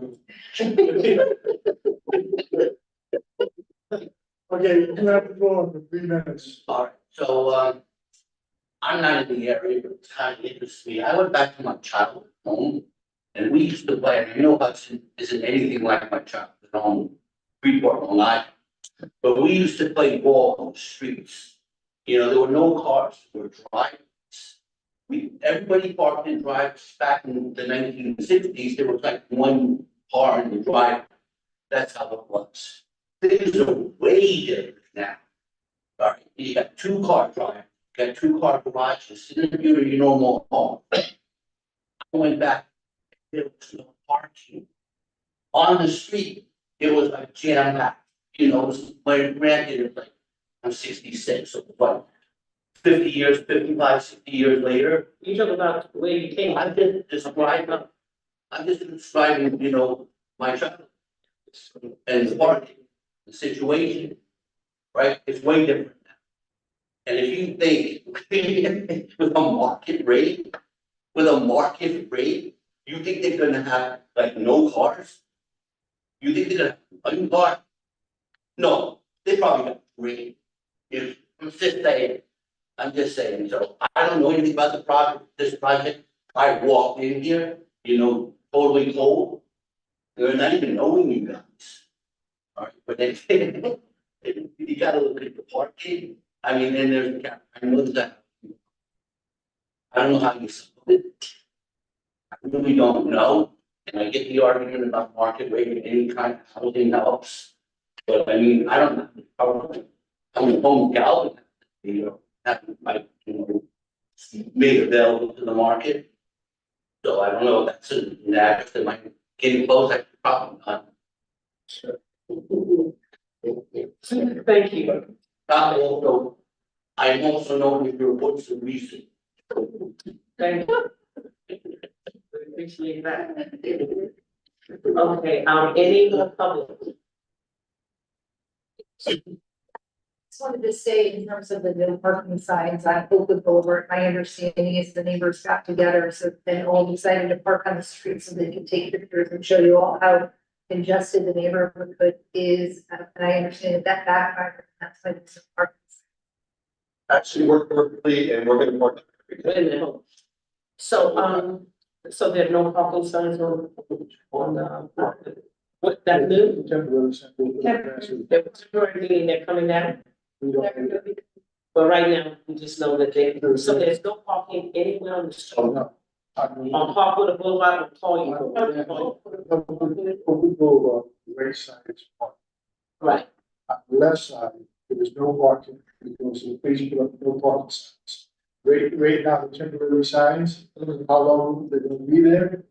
It's this police commissioner gonna change the parking regulations up there. We don't. It's not something to be addressed to the police chief or the commissioner. because I thought I had read where there was no parking unless it says. There's parking unless it says. No, so I think you're quoting an email from the. Yeah. It's crazy, that's a completely different issue. Christian asked, how do we know there's parking? In the city of Hudson, this is true of most places in New York State, if they're, typically the way the law works, is there's always parking unless there's a sign that says no parking. So the city with the police commissioner come together in the highway and they come together and they set speed limits, they set parking signs, there's a list online of every sign there has to be, and it's done at city council and state. So parking is determined by the city council and enforced by the police department. But if they put the signs up, that means that there's no parking. And Prior to. but they put, and they're temporary signs, so They they said that it's same signs. but they're not permanent, they're not. Oh, the little pickup, the lawns. But am I understanding this correctly, that those parking signs were put up as a result of the homeowners parking on the street? Yes, And that narrowed the street so that buses couldn't pass? no, the buses passed. But it was tight and it was probably. And Crystal, characterizing where we park as owners of a house, just us, we just decided to take pictures and show everybody, we have the right to park on our street too. We have the right to park. So could you refrain using personal names, just say, Oh, well, she's the attorney. doesn't matter. The attorney for the applicant. Just say it was determined or you. The attorney for the applicant described the homeowner of the, we live on that street, that's our place to park. I'm just asking, that you have driveways, and the reason why the police took this action was because homeowners decided not to park in their driveways, but to park on the street. No, it doesn't, but that, I'm just. that is partially true, but contextually incorrect, because the reality is that if first of all, I wasn't involved in any fact that I don't believe that actually happened, and first of all, that characterization of what happened is incorrect. I just said. What I'm saying is that, that was done with 8 cars. If the reality is that it becomes a 2-way, 1-lane street with 2 cars. And the real point anyway isn't whose cars were parked where. Because the exact same thing is gonna happen when the $2 trillion so we can live in the Boulevard building, park all their cars. We definitely, I understand what. It was a demonstration. Yes. It was. It's not a demonstration. What It is not. what we need to do is, we really need to find out if they put temporary signs up, but does that mean that there is no parking on the street? The police, the temporary sign up. Right now, but what does, do we know that is it was parking there? Not before that. So There was parking at Oakwood Boulevard, different sections. on different days? Okay, right. And no all of us. Okay, can I have an email? Wait a minute, no, not right now. We'll call on you if we need it, right? There's no, all is down. Oh.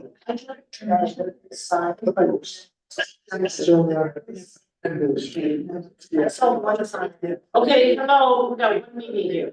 Yeah, what we will give you that information, the speed limit is also part of the traffic analysis. So to get clarity on parking spaces, to get clarity on the speed limits, to get clarity on, and the speed limit matters when you're pulling out the driveway, you ask, why does that matter to someone going 30 miles an hour and you don't have added in the deal? Here you have is DOT jurisdiction, so I think that's one confusion. So DOT has to weigh in on the safety. They have traffic, that's all day, they look at plans and say, this is safe, this is not safe. Our car is going too fast. So you're gonna get an answer from DOT on the neighbor. On the side road, the speed limit matters because again, it's gonna be city, the DOT doesn't have jurisdiction over the side roads. They only have jurisdiction on Route 9. So in order to get on that, you need an independent tracks, which you are going to get, and if DOT thinks it's unsafe, DOT will require a signal. So if DOT says we don't want people pulling out, or we want to put a crosswalk, they might make the application. But that's DOT jurisdiction, and they are a jurisdictional authority, you have to know. So that's not, so DOT last thing I read said we don't have enough information. For a signal, we don't have enough information. DOT doesn't ever say no, that's not DOT's role. County planning never says no either. It's just, they'll we'll look into it. Susan, do you want to speak? No, So the city's parking and speed is 25, right? The city speed limit is 30 miles an hour. I thought. Boulevards was changed to 25. Glenwood Boulevard was changed to 25. I don't know, I'm not sure about Oakwood and Parkwood. I think it's still 30. So. Trucks, the traffic study, they will, and it will give whether it's parking on this side. Yeah. You can do a traffic study and get a recommendation from an engineer if parking is feasible along Fairview. Right. And you can be in the parking lot.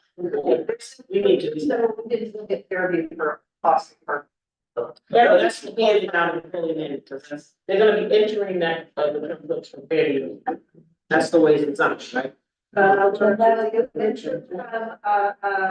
Portland, and then. Oh, we you have took that the Fairview out, okay. back. But DOT still, I believe, is going to weigh in, that they're interested. Interested. When do they ban something typically? Well, so when they were actually pulling the DOT, they were permitting, now they're not permitting. So since the plans have changed, we have to resubmit under seeker and see if we can get, feedback from them. But that being said, since I forgot you took the driveway out, they will give feedback, but it's not gonna be the feedback they would have given when they were actually using the driveway. You can see by resending them the updated plans, if they will weigh in, and you should DOT will weigh in. Okay, if you have a traffic concern, they'll give one, but again, it's permitting, what is it, it's jurisdictional authority, now it's permitting authority, meaning you don't have to follow it, it's recommended advice, but when you were actually pulling on Route 9, then you have to follow. So they might, because it's not on Route 9 anymore, they might give you no feedback, but right now, they said when they was pulling onto Route 9, that they had to resubmit with the plans, but they were missing the issue. So now if you want, you have to do a courtesy report, which you can vote to do tonight, and we prefer. And then Linda will just send them a packet and see.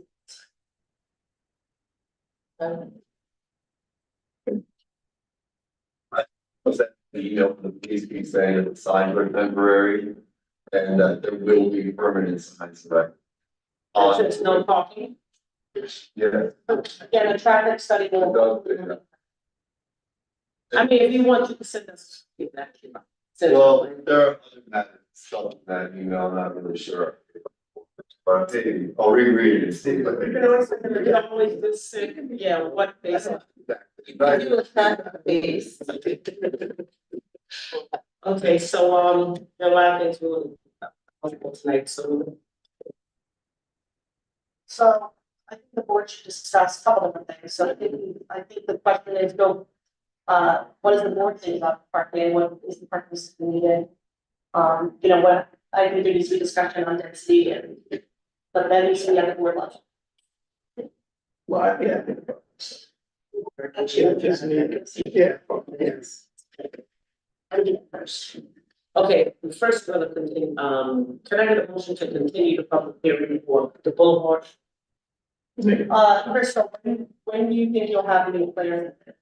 I think that we're shooting for the June meeting. Okay, Wait a minute. Who first? The motion. You first. Amanda, were you first or was I first? Well, You can be first. hold on, here, yes, then you continue to the June immediately. Can I get, okay, can I get a motion to continue the public hearing for the Boulevard to our June meeting, which is, sorry.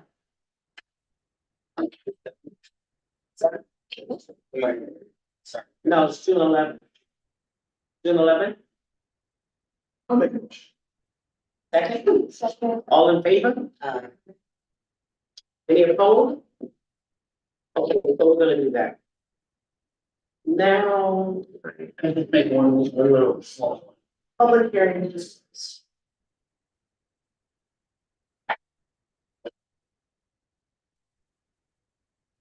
And I just want the public, you know, you can continue to send us some letters that they are reviewed and they're also posted.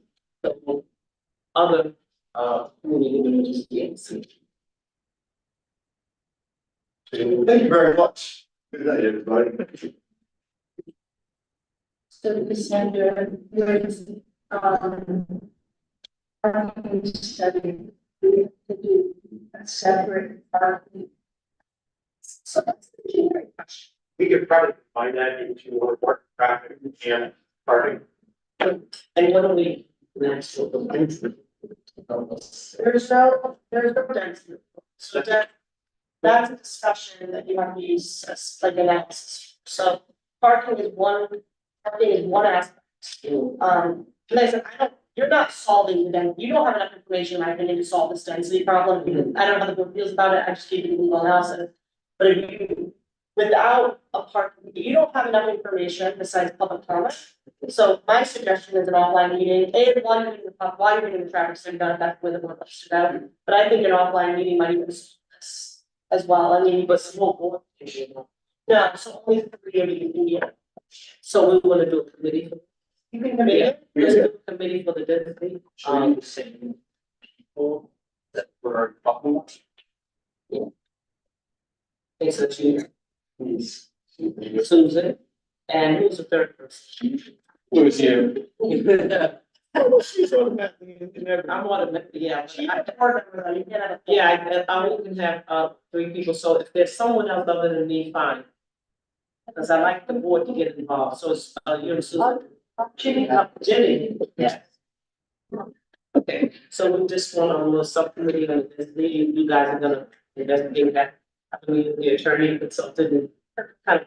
And then we can, then we can reach out to them. You know, I don't think they're ready for that either, but, you know, at one point, I just think this is gonna be lowering the density. So there's 2 avenues, you can get them to volunteer, lower the density, the discussion, or you can enforce it, but enforce it, you're gonna need a basis. So the first step, in my opinion, always is the applicant wants this approved, so you can always go back and Crystal does the attorney, she gets to be on the applicant, you know, she can set up a meeting and we can go from there.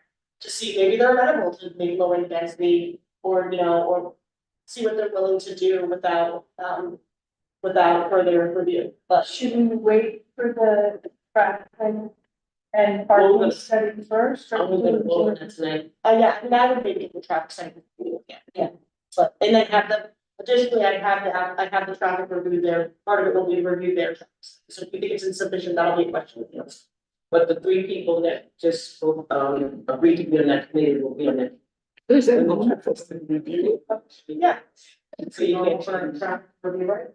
Yeah. Yeah. Okay, so do I get a, So you get a vote. motion, yeah, for traffic study? Traffic study with efficiency in it, that would make you wanna get your independent. We didn't agree, we didn't think it was feasible. None of us. I mean, this is an independent company that comes and does the analysis, is there a reason? Just Who did this? It's the secret that sells a lot of this. Don't remember off the top of my head. It's pretty sure it was, yes. Can we question them on their? No. And they, the city or a number of other projects that you rely on, so I'm just curious as to what it is that makes you distrust the particular report. I would argue that the board, you know, the parking is this, everyone's here today spoke about safety and parking versus other projects maybe didn't have the same intention. That's one, you know, that the public, you know, the board is required to use public comments restricts. So, I would argue that the difference there would be, has the public come out and spoke about parking, and yes, as you can see, this is actually a safety concern. And I don't think your parking study, I don't know if your parking study actually, you know, like safety, I think it was just, was a parking and traffic law. So That's the we problem. wanted to, That's, yeah. And did Crawford do it? Or mandated Crawford hired them to do it. So we're gonna get. Well, before we get on this, do we have, is it within our future question how they Yes. arrived at the conclusions? Probably is what we want to do, and then always hire another. Right, but can Yeah, maybe. Why don't I review it first, and I'll have our traffic guy review it, okay, and then we might, I'm not sure, came in for hours. right, What's the your recommendation, whether we think Came in in February. okay. it was just rushed? That makes sense. And I think he does have a memo, I think he actually is like a memo, I'm sorry, they get questions, but. Or we'll talk about it in my next part. But I don't know if he thought it was sufficient. So we wanna get a motion, after review by Chris. And he gives us his, recommendation. So that might change based on your density calculation there and stuff. If the density stuff is with, you know, the client, if they're willing to change it, that'll change the traffic. in the It will. There's something that's, there'll be less. Jen, updating this too, when we talk before, so, okay. Maybe you're. Do you, and then you on the ETA on that?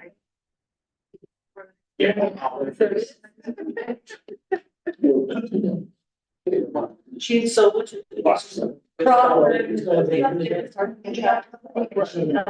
updated it, okay. And that's why, Crystal, once she got it, so that Chris would have time to look. Okay, so which way do we want to go? Just want to wait? So we should have it updated, the most updated Yeah. information. from the review. Sense, let our engineer, so. All right, so we'll get back to. But the density could be an issue moving forward. Yes. Parking on a basis and engineering. You could absolutely discuss the reason that, that's if you want to start. Or you want to wait and then come back? Oh, our meeting will be with. Our. Yes, I will join that, I will join that. Well, are we doing a subcommittee for that? Yes, yeah, we just got a subcommittee. So yeah, well, you guys let me know what time you're free and we can try and. Then, you know, we can talk amongst yourself, come back.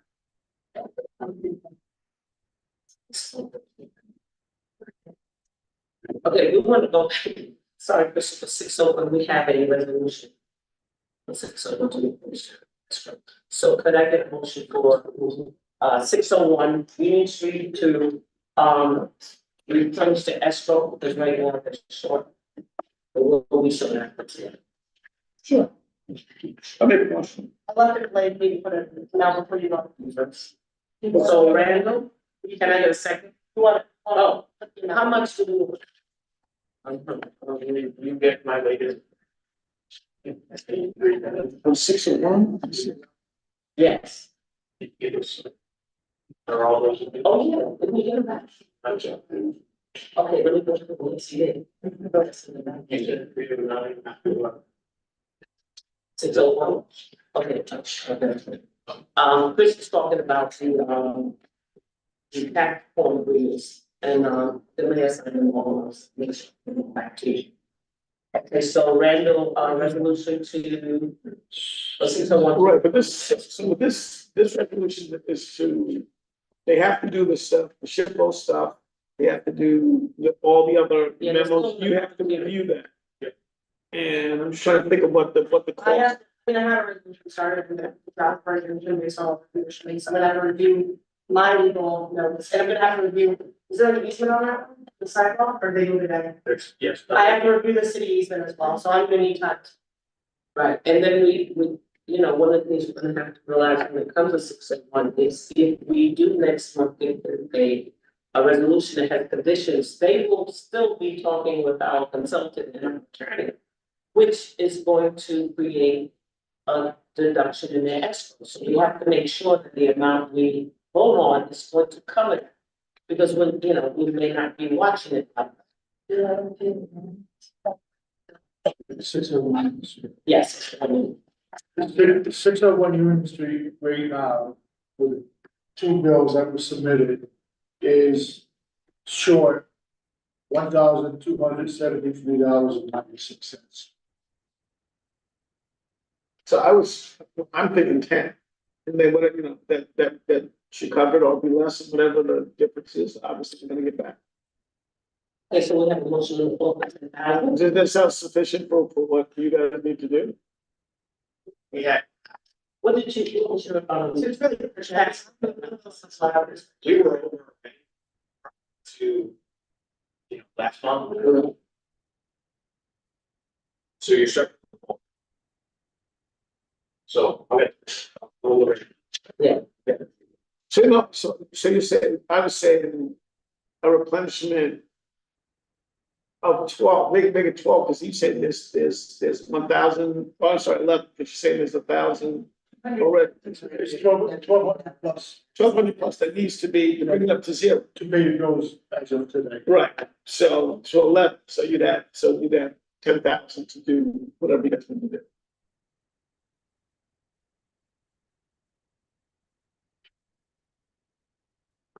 we need 12,000, then you have 10,000. 11,000. 11 too. let Chris, because he did sort of tax agreement, one increase, and it was fine, so I just want to make sure that we're gonna cover that fee, that the extra will cover that fee.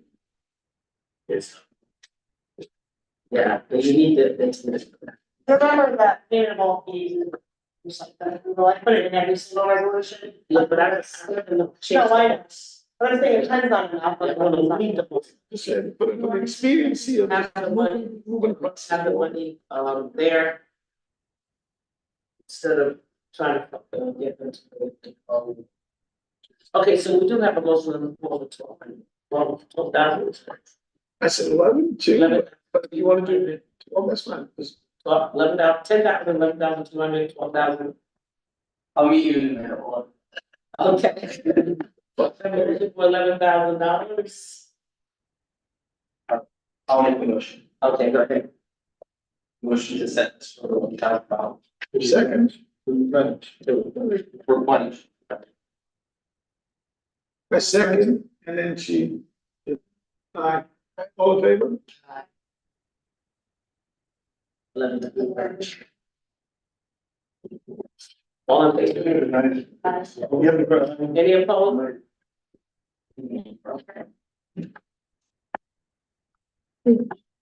Crystal, what's in, send this to your back. Yeah, I'll let them know. So we can- Thank you. And, the boulevards, we're gonna ensure also the bills. Oh. Okay, so. The boulevard, the bills that have been presented to, up to today, minus $3,571.33. Okay. What is it at? I'm sorry, minus 3,000. Minus $3,571.33.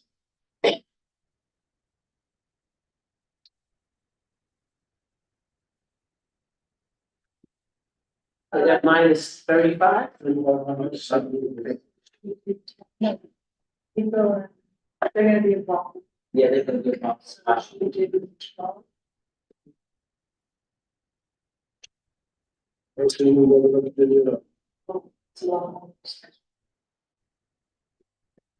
Oh, yeah, we do the same logic, but we're not, that's already old.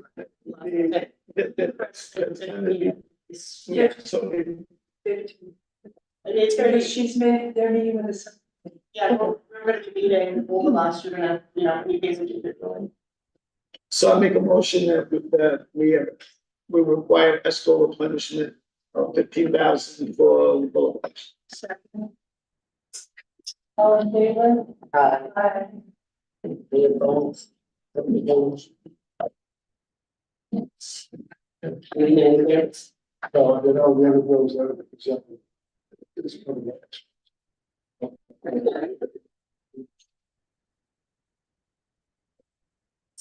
Well, start. All right. Good. So, we'll be sending you that one too. Okay, thank you. Thank you all. Thanks, Tristan. Now we're going into old business, which is 6 Lucille Drive. Oh, do you want to take a minute? Yeah, great. So, ladies, How many more applicants? if you have. Here, give us the red. All right, so you want to take a 5 minute, you want to take a 5 minute, right? A 5-minute break for those that have to just get up and. I did a 5-minute break. So we'll be back at, I'm gonna mute the meeting.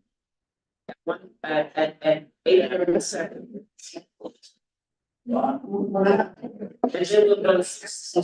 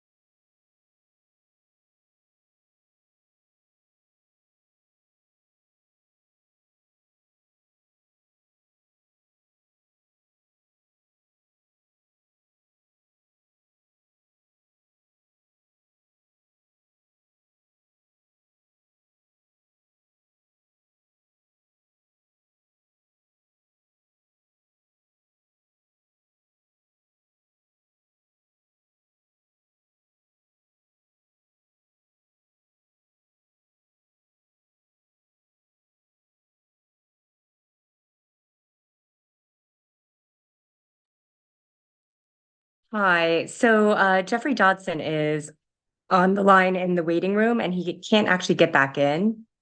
He also just switched devices and I'm not sure. I know Gary reached out to Randall before, but could the administrator maybe let him in if anyone has the contact there?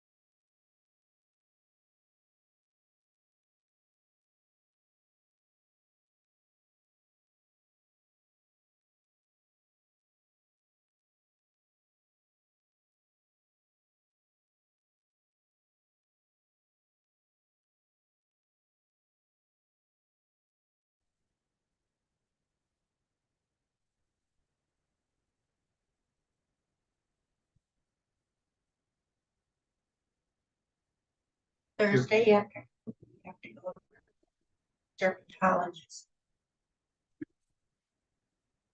Can you guys? Okay.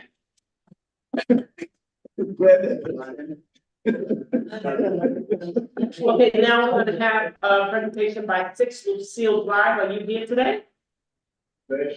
Oh, that's funny.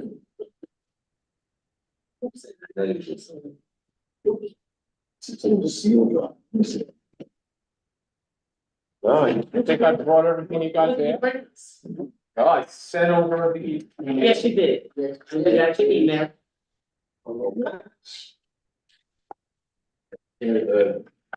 Letter from the owners. Oh, can I see the authorizations? Just Oh, it's both. I got the original letter. Oh, is it both? Okay. You got the original? Original. Wait, hold on, so it's I-80 rider signs and the other one? That's the husband. Yeah, but I need it from both, I need it from, can I see the map? Can I see that? I need it from, I need it from NF Rider and I need a letter of authorization from another person. So I need it from the vacant, so you have to give, it's gonna be a condition, it's not preventing your approval. I need the letters from you as well, because it's kind of your property, I know you're the applicant, but I need it from both property owners, and you're both. Which, Because I had zero. This got the topographic pole and it's on the bottom. Thank you. Those are all.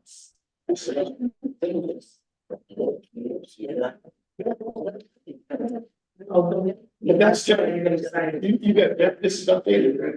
You have something updated. Yeah, everyone. That's when they got to see it, topographic pole is.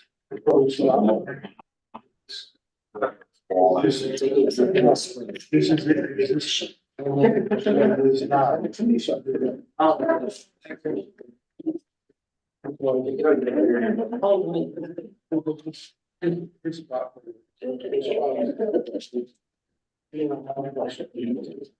Alright, so it's the resolution.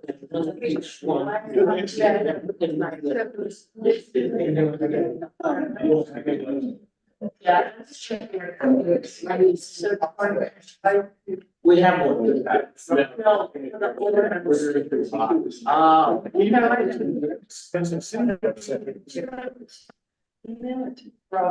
Like I had it in here. Whatever.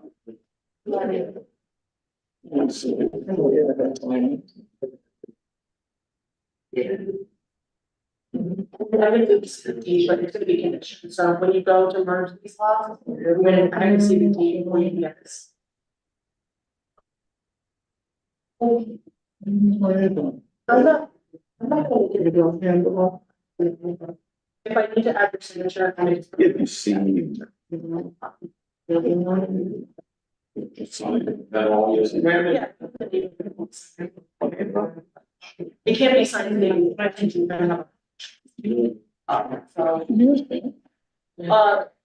Think the question that me and Chris talked about when I saw this, can you verbally just tell us where the sewer line is? The sewer line, it's actually a pump station, and then that pumps from here. You're gonna sit here. The sewer line, about right, should right. So it's nowhere near the new line. It's actually. So for the floor. Yeah, making it. It's, so I asked him, just for the board, because it's hard. So the one thing I was asking these plans and if it was a larger subdivision, I require the plans. It's up to you whether you need it. Because he's making a new lot and new line, you just want to make sure that you're not dividing utilities, like. So I asked him where the sewer line is, and he pointed to a pump station here that runs up to the property line. But now that he's moving the property line, it's nowhere near the new boundary line. So it's not a concern, the water line's the same. So it's not. It's not, Or that's the HG. registry. Water. The The water line is on private property, no one made that. Okay, so they. So it's up to the board. What's the other thing? I can add that the condition to the resolution tonight. I mean, this is a small subdivision. It's just a lot line alteration.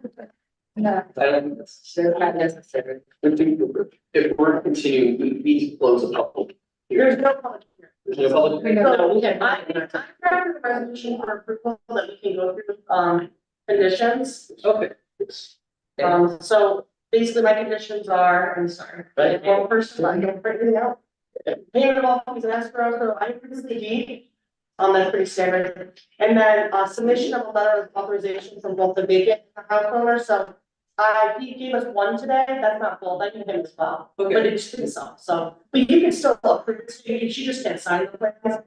And, other than that, it should be good. Probably not. So you have a resolution prepared? Yeah. May I ask, does it have to be notarized or no, just has to have this? This is the letter of authorization undertakings typically aren't notarized. And like, so it doesn't need to be notarized, but I do need it from both, and then I think the other thing is you can condition, we can add the condition to have them sign the plans if you want, both owners, or it's. And that's another, if you want assurance, that's another way. We have a letter. But one of the owners, he's the second. He's the second owner, so I'm just speaking from him. Sure. There's always. I mean, it's up to the board. I'm ready to move forward to the finish. Okay, thank you. So could I get a motion to, provide them with the resolution of approval for this lot line adjustment with the conditions that we mentioned? I'll make the motion. And I'll second it. All in favor? Any opposed? Okay. You can like that, get it into and, regular letter. She'll send you, we're gonna see a copy of it's gonna be all. It's all on the resolution. So when you look at the bottom, it's like you can. What's it, via email, right, you're, I Yeah.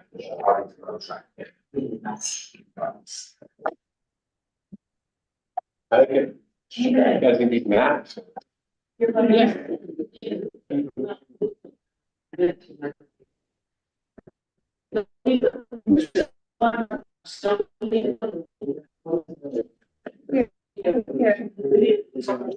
Well, for six. Oh,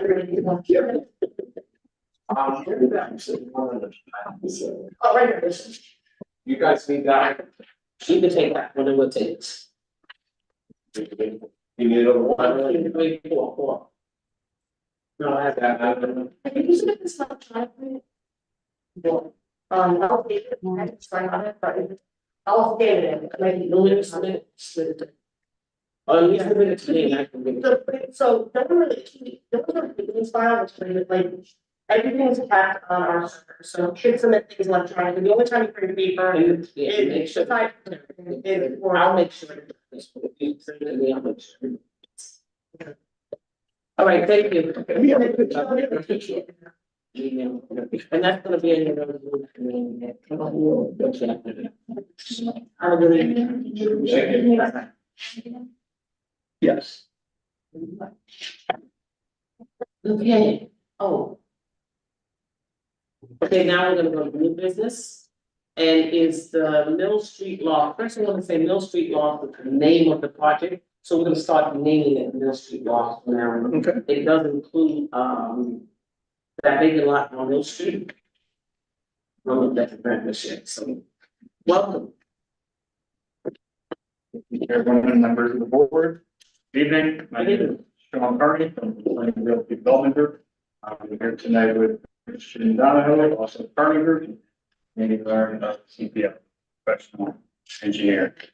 So I'd like to give, because this is our first meeting in front of you, brief, very brief, slate background of Carney Group, who we are, what we do, and then a review of Mill Street laws, and then Andy will dive into some of the more technical aspects of it. So Carney Realty Development Group, and we own and operated a full service development company. We work around New York State, but primarily throughout Hudson Valley. We develop, we construct, and Most importantly, we manage all our own units. So we just surpassed 2,000 units. We have another 200 under construction right now. So we're mid-range, not too big, so we can keep our arms covered. What else do you do? So we have a project just wrapping up in the town of Pauling, one in Rome, New York. A lot more. Yeah. And then one in the town. Mill Street Loft, this site was subject to an RFP by the city of Hudson, and Carnegie was selected as the preferred developer. It's an innovative 70-unit mixed income development. What does mixed income mean? We'll be providing housing here for households earning up to 30%, 60%, and 100% of Columbia County area median income. So it'll be a very diverse population, as with all of our mixed income developments. We've, over the past, let's say, 8 years, have really specialized and focused on mixed income in the past. Mixed income is a form. All of it comes under. All of it will be under a regulatory agreement. So all the income is restricted, all rents are restricted, but mixed income includes middle income that goes from that mixed middle of 60% up to 100, even 120%. Income. So Mill Street Loft is 70 units between 2 buildings. Buildings themselves, 3 stories to 4 stories, depending on the grade. We built them into the slope. We'll have an on-site management office, on-site manager, on-site resident superintendent. We'll have some other amenities like community room for our residents, for social events, study, lounge, interior bike storage, laundry facilities, fitness room.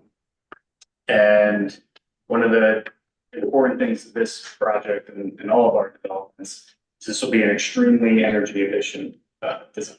So you said swimming pool?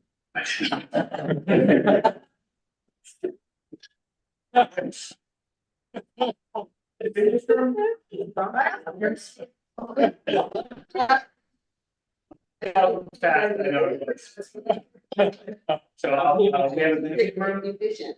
oh, yeah, I'm sorry. So it'll be extremely efficient. It'll be LEED certified, certified compliant, fully electric. What does that mean? So we go in for LEED standard. Okay. We typically, at bare minimum, we typically hit LEED silver, and our most recent ones, so I'm doing these with this up, and LEED gold. But here we'll be using geothermal, so there's a chance to be this one. Okay, use geothermal. So how are you doing that? Like, how are you going to do it? Yes, we do vertical wells. 400 feet deep, and then laterals into the building, and then. Talk a little louder, I think somebody's a bit loud. I'll do my best, and the building's very well built, besides being energy efficient, very airtight. The siding will be fiber cement siding, we don't use vinyl siding, and a mix between either cultured stone or. You're asking me solar. We're not utilizing any solar here, but will be the ground source heat pumps will handle our hot water and heat. I'd be happy to answer any questions, but I think Andy, if you want to run through some of the site design. Absolutely. Just to clarify, this is the empty field down there that used to be a softball diamond. Years ago, they said softball. Yes. Yeah, the empty field. Yeah, yeah. Secondly, there's a water problem. Yes, but. Yeah. How do you handle that? We're aware. Yes, You gotta take care of that. we'll do our best. So it's a low land and it's been flooded out Yes, years past. we're aware. So before you Yes. spend the money, Sure. you gotta divert the water. All right, so, again, my name is Andy Lerner with CPL Architecture, Engineering and Planning. I'm a project engineer. Just to kind of go over the site, like you said, it's an open field across the park, on Mill Street. It's actually It would actually be located at the intersection of North Third Street if it extended down to Mill Street. So we did have a full property boundary survey topo prepared. Based on that, we have steep slopes on the, I guess this is going southwest side of the property, with a lower area, grass area. We do have a floodplain boundary, shown here, that we are avoiding, we're staying out of it. And there is a drainage channel, that picks up a stream that comes from, a lake upstream here, and it's picked up by a 24-inch pipe that's piped through the site through here. I'm aware of some issues with that pipe, at times. So what, just to get right to it, what we're proposing is a drainage, more or less a drainage channel that will pipe the water around the site, and then have the water re-enter the drainage system, so it doesn't flood onto Mill Street anymore. It'll go through this channel around the site, and then get it back into the existing drainage system. Yeah, what if the water amount overwhelms, so it's gonna be like, almost like a stream, it's gonna be an open. Yeah, this will be an open channel, through around the site, Yeah. the box culvert, and access the site. Yeah. And then, this existing pipe, we're gonna tap into that. It's a good sized pipe from what I could tell. It looks like a 24-inch pipe. So then we're gonna have a little bit of it's not shown on this plan, we're not quite there yet. We're gonna have a little, stilling basin here, more or less, to kind of help get the water back into the pipe. Okay. Beyond that, so like I said, we have the buildings completely outside of the floodplain, and we are filling the site, to keep it above the floodplain. So you're gonna take the rock and the soil around it and level it out and kind of backfill in to bring the everything up to grade level? Well, it will be essentially at Mill Street, the elevation of Mill Street, yeah. And we're building, like Sean said, we're building the buildings into the site, with, to take advantage of the changing grade Oh, here. I see, you're gonna dig out, you're gonna cut. We're gonna cut into the slope. This side of the building will be 4 stories, this side is 3. Okay. And same thing, except on the short end of this building here. What is the parking lot above the floodplain? Parking lot as well, proposing, about 50 parking spaces, with 6 ADA spots. Proposing How many units? 70 units. So only 50 parking spaces. Why not 7? Yeah, it's a good question. It's been our experience. This is probably one of the heaviest parking per unit developments. Because there's no roads over there. Gonna create a sidewalk. Yeah, there's no street. There's no sidewalks, no roads. It's just houses and then the places to go to their garages, so how would people know what to do, the other 20 people, or? Yeah, we can look into Mill Street and where. So even if it's a 2 lane?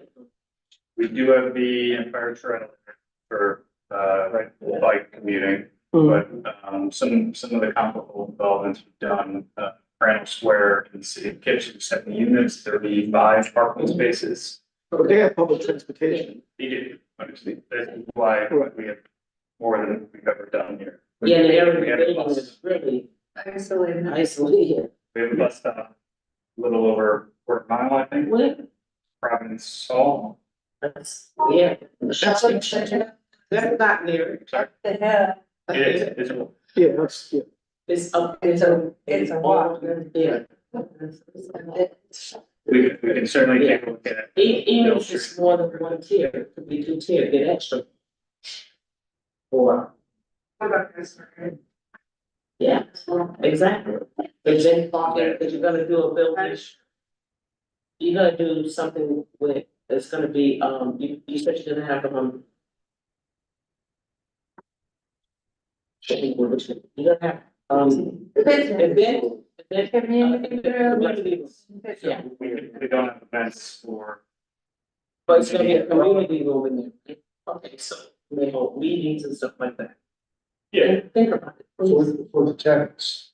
Not for the community. I think if we rent that property. But you don't know, because a lot of the community rooms are rented out for meetings, report, and stuff like that, and other people don't come out. Sure. Yeah, I think on this site, except the parking deck, we can probably expand some of the parking if need be. We can look at. Sorry. And that parking is parking lot. Parking, currently it's proposed as just a parking. Lot. And if you needed to have additional parking, would you do a parking lot, a parking garage? I would avoid that. I don't know costs personally, just because the costs get exponentially higher. Okay. Yeah, no, one thing that was just mentioned is that if you're going to the, you can't get a parking space. Reduce from the 20 by 10 to 9 by 18. Oh, meaning like space. Yeah, it'd be small. The Hudson space requirement is rather large compared to most municipalities. A lot of people can't see them when they drive. Well, let's see. But yeah, you could potentially get a zoning variance, to reduce the parking space size. When we look at that, definitely we'll look at that. You're definitely gonna have to go for a zoning variance for the like. You're doing 4 stories. And. So I think it's a variance, otherwise, the planning board will do it, but I think if I have to look at the code, I have to find it. So they list houses right across the street, and that's a 9-story building. What's that? No, look at the parking, I think they can get a variance, otherwise you can wait for the planning board. to do it. No, you said the height, you talking Well, about. they need a variance, because it's short, is what the zoning code says in that area.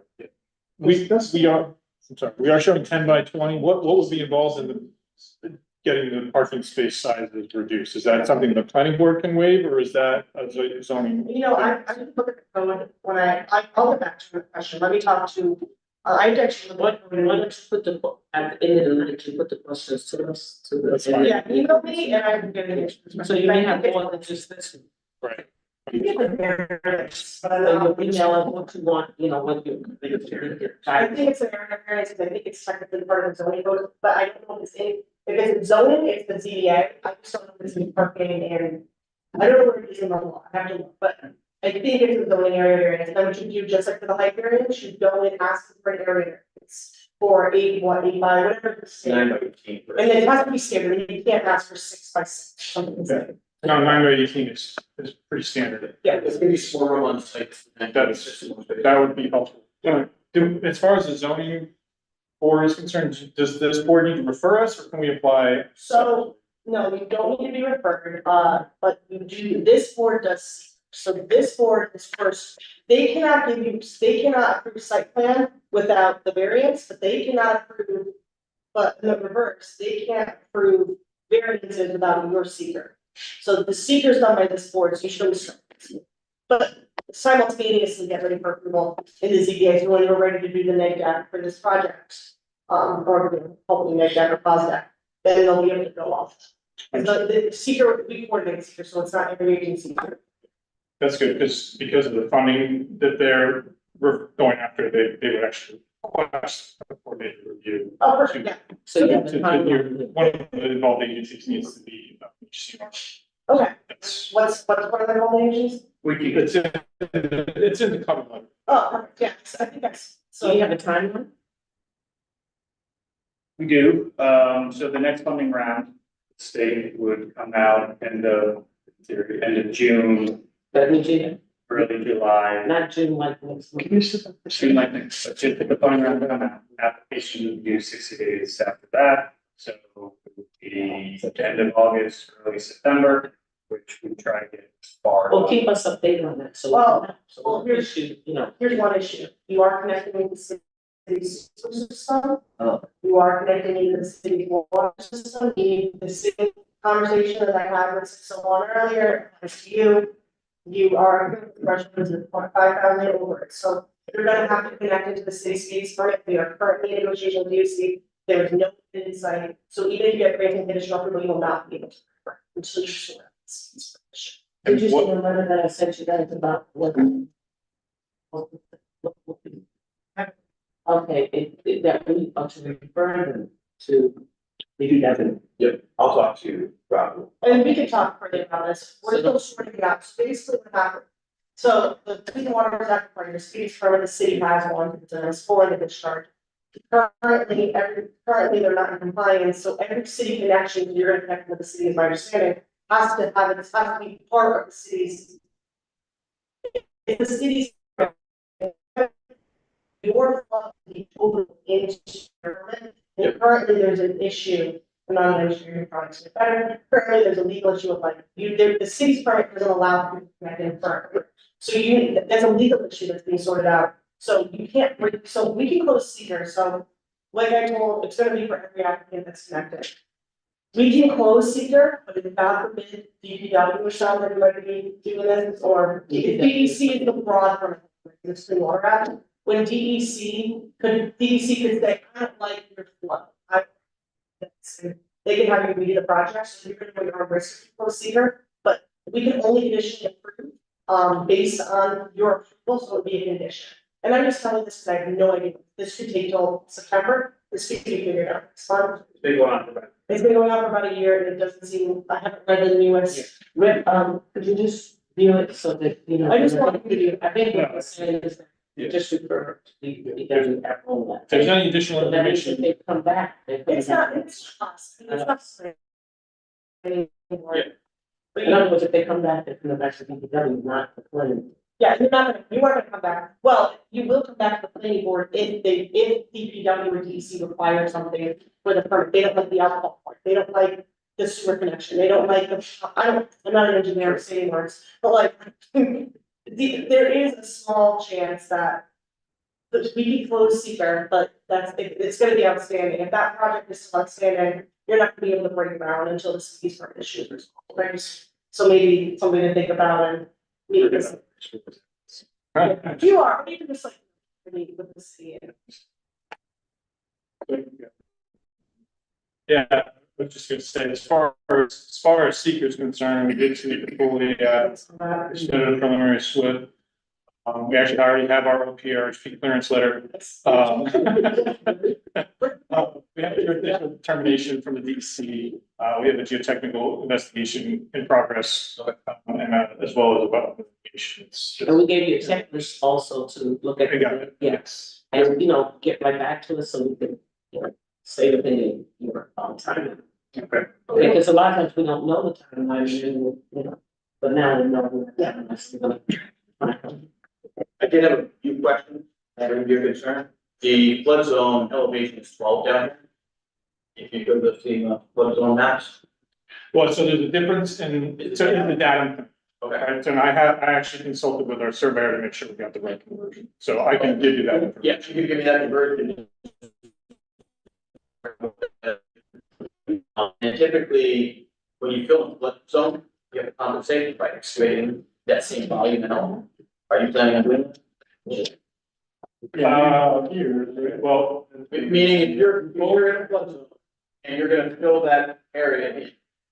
Oh, wait. That water that used to flood there is going someplace else. So to compensate for it.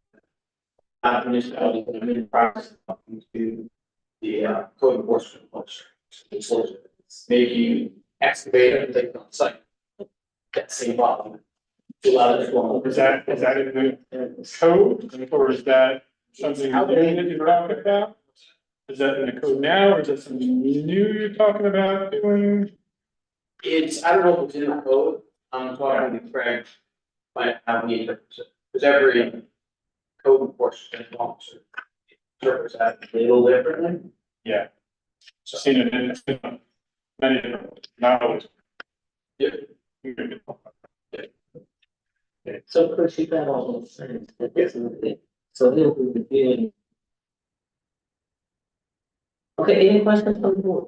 Sorry, I know you're not, but, a few questions. Oh, you didn't finish? No, that's, I mean, that's fine. If you have Just in case you're interested, we do have building elevations here.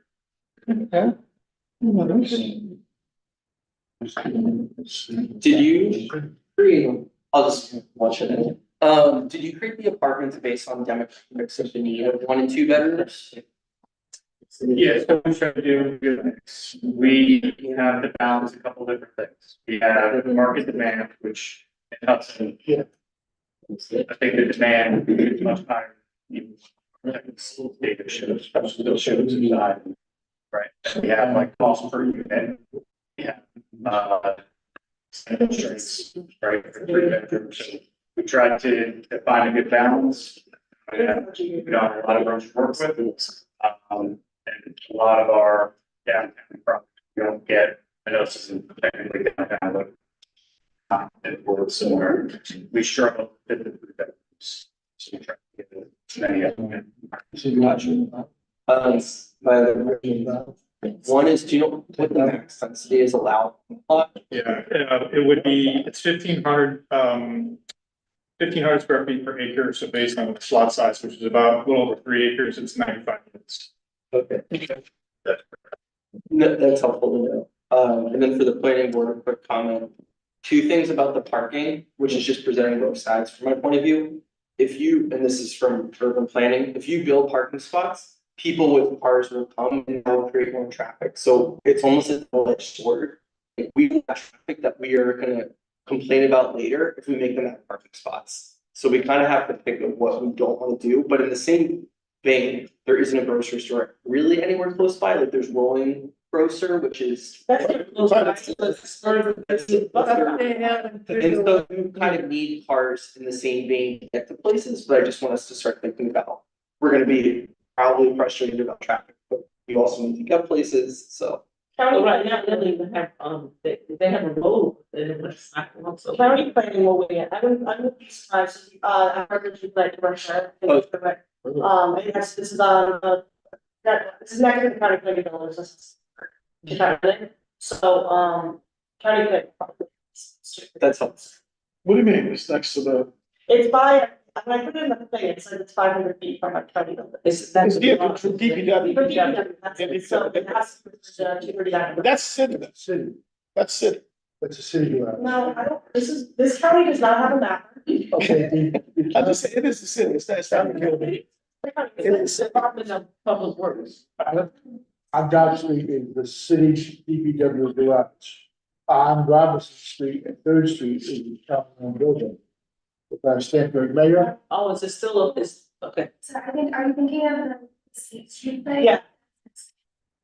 Oh, no, not the State Street, no, This is the Mill Street. yeah, no, we referred to State Street, but I thought this was next to the county building. I thought the Robinson building was a county building, But it's, but that building is closed, isn't it? That Robinson Street, that big brick building. Oh, yeah, that was a county, that the old school. Yeah, the old school is privately owned now. No, there's somebody in there, but it's a private, It's not. It's no longer. It's no longer. It's no longer candidate. Yeah. So then. So thanks, guys, well, I have no map for Columbia County, so it's going on the parcel access. Playing around with it from here. And we update, you know, we are in the process of trying to update all this information, make it easier for us. And, okay, you said 70 units, so there's an apartment. Like, could you give me the breakdown of bedrooms, how many bedrooms? Yep, to have that, we'll shoot it. And I'm trying to be careful. That's true. We have 43 bedrooms, they're around 740 square feet. 21, yep, 21 2-bedroom, and one of those 2-bedrooms are superintendent's unit, How many square feet? about 950. Okay. And the 3-bedroom, we have 6 of those, that's just under 1,200 feet. Any commercial? Office, just for, it's like management office, probably for our tenants. Any more questions for while we're on this? I'm just curious how you typically do your designs. Is it based on the area architecture, or is it, do you have a signature look? We have a signature look, so we try to pull, we have design guidelines to make sure that we have to stay within, that we try to follow any kind of design elements that we can from the surrounding area, knowing that can't do a pitch roof, there's a lot of pitch roofs around us, but we can't do a pitch roof because we're gonna be, even, I think that'll add another variance, right? Right, yeah. So we kept with the flat roof design, and then we looked at the top where it's not masonry, and then it's, there's a lot of plank. There's 5% plank. Sorry, question, I think for Cass. Yes. With schools, I don't know if this is really a medical issue, which is fine. I'm guessing there would be some students that would live here, that would now come into school, which would add size, like create larger classroom sizes. I'm Yeah, it's curious. the same with like police, like, it's the same with like police and fire, it's the same, right? So like, if you always end up like, under seeker, you evaluate it. Okay. Like emergency services, schools are not so, but still like the impact, it's called the impact of community resources. Okay, great. Answer your question. You can always ask the applicant as well, how many do you anticipate the families if they have that information that they know. It seems early. Yeah. Yeah. Thank you. Are you gonna playground or anything for the kids, or just the park across the street is sufficient? Is there a problem? So Yes. regardless of the park across the street, we do have to incorporate. So it's not mapped yet, but it'll be a small one just for the tenants and the plus.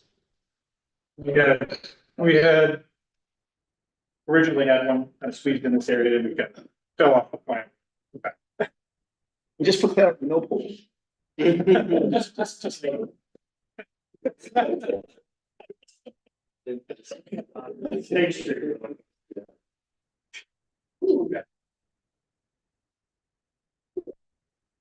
All right, any more questions? Not right now. Not right now. Okay, we're gonna let Jean, go to, ask you, we'll have to set a question. Are you done presenting?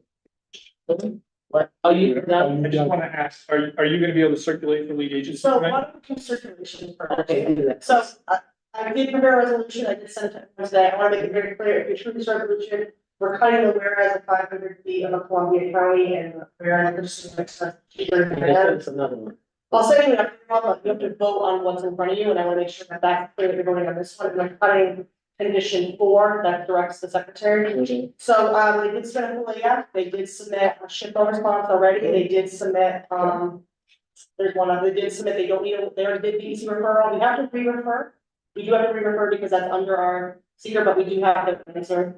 And then I'll go through the interested agencies just to make sure it's not gonna be what we need. But essentially, this is this is because it's in a historic district, according to the mapper, this is actually a type 1 action. Yeah, the school's in historic landmark. The school, the whole school? Yes, but whether That nobody would. nobody's in it, but it's the historic. Oh, it's See, the people in here. So, so even though this is not a small project, but it's not that big of a project, even though that, when it's in a historic boundary, it's always 25% threshold. So since there's 70 units and the city is a less than 150 person, 200 units connected is what the threshold is, and then 25% that's 50, they want 70 units, this is actually. Okay. After that change, it was gonna be, it was going to be on this, but now it's. It's substantially continuous with Charlotte William Memorial School and 247 Walton Street, which are listed or eligible on the state national historic places. But again, still because it's not a school. It's not a school, but it's, so it doesn't matter if it's a school today, it's the state mapper, like with The structure.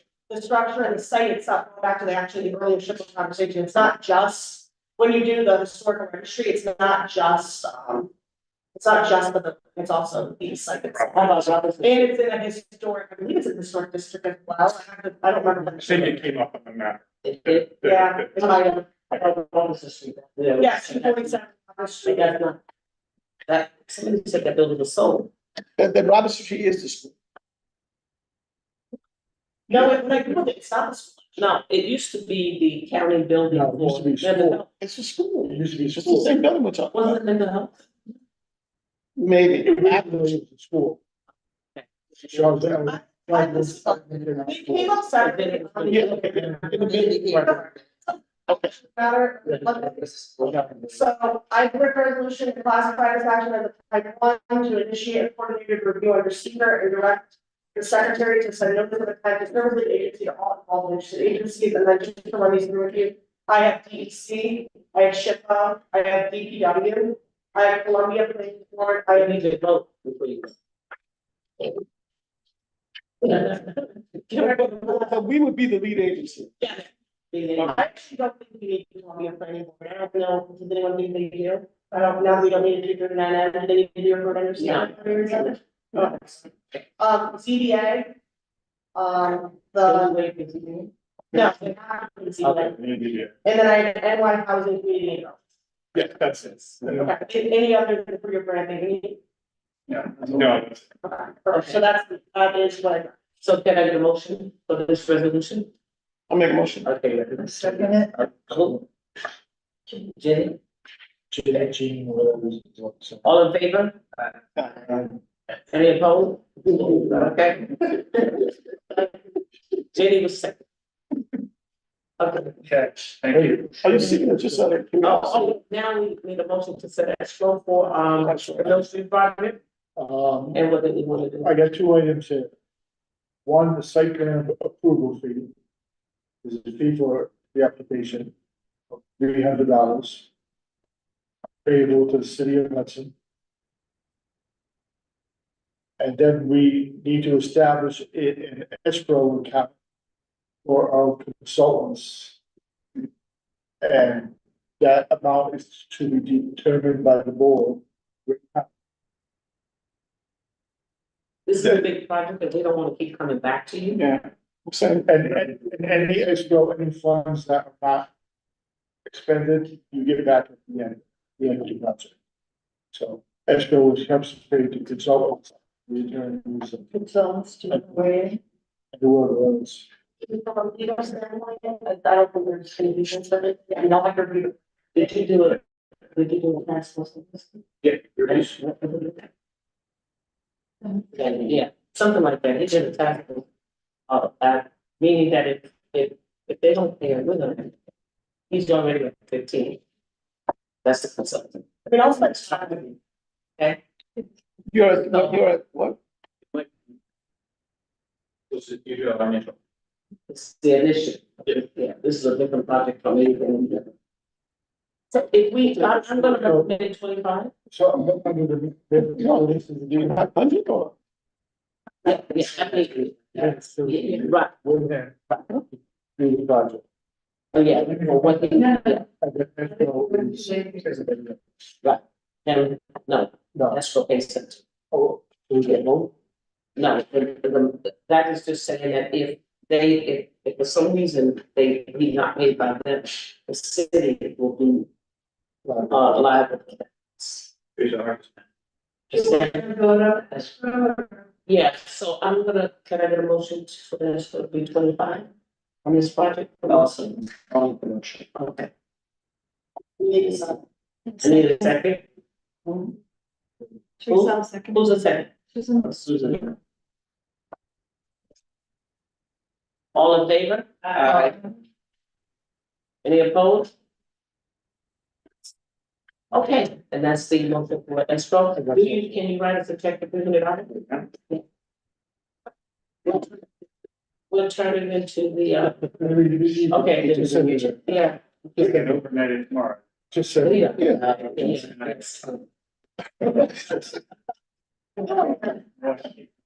And paper part. Well, so you have $300, relation fee. Are you Plus looking? the escrow. There's two different checks, one for escrow. Do you have my email? And we'll send you the resolution, letting you know, yes. Are you seeking a pilot for this project? We would be, and that's part of the RFP and entering into a contract with the city council. City council has already passed the resolution for the pilot. Thank you.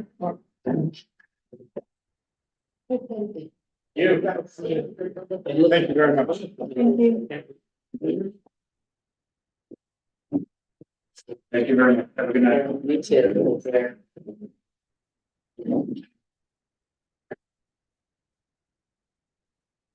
Okay. Hudson Housing Authority is not here this evening. They asked my next month, because we know that Hudson Housing Authority, they're, they were gonna do a presentation, but they knew that we. They're going on. Right, so they asked to, and all they're doing is presentation. So they're not here. So we're gonna jump into now, can I get a resolution? Everybody received the bills? If you understand what that. You want, do you want? Yeah, well, you were, yeah, the bills, there's no reason for me to, we feed everything. All the bills that are submitted are covered by the escrow, except for the two to know that we. That resolution to replenish. We need a motion.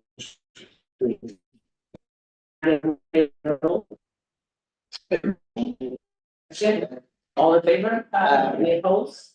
Wonderful.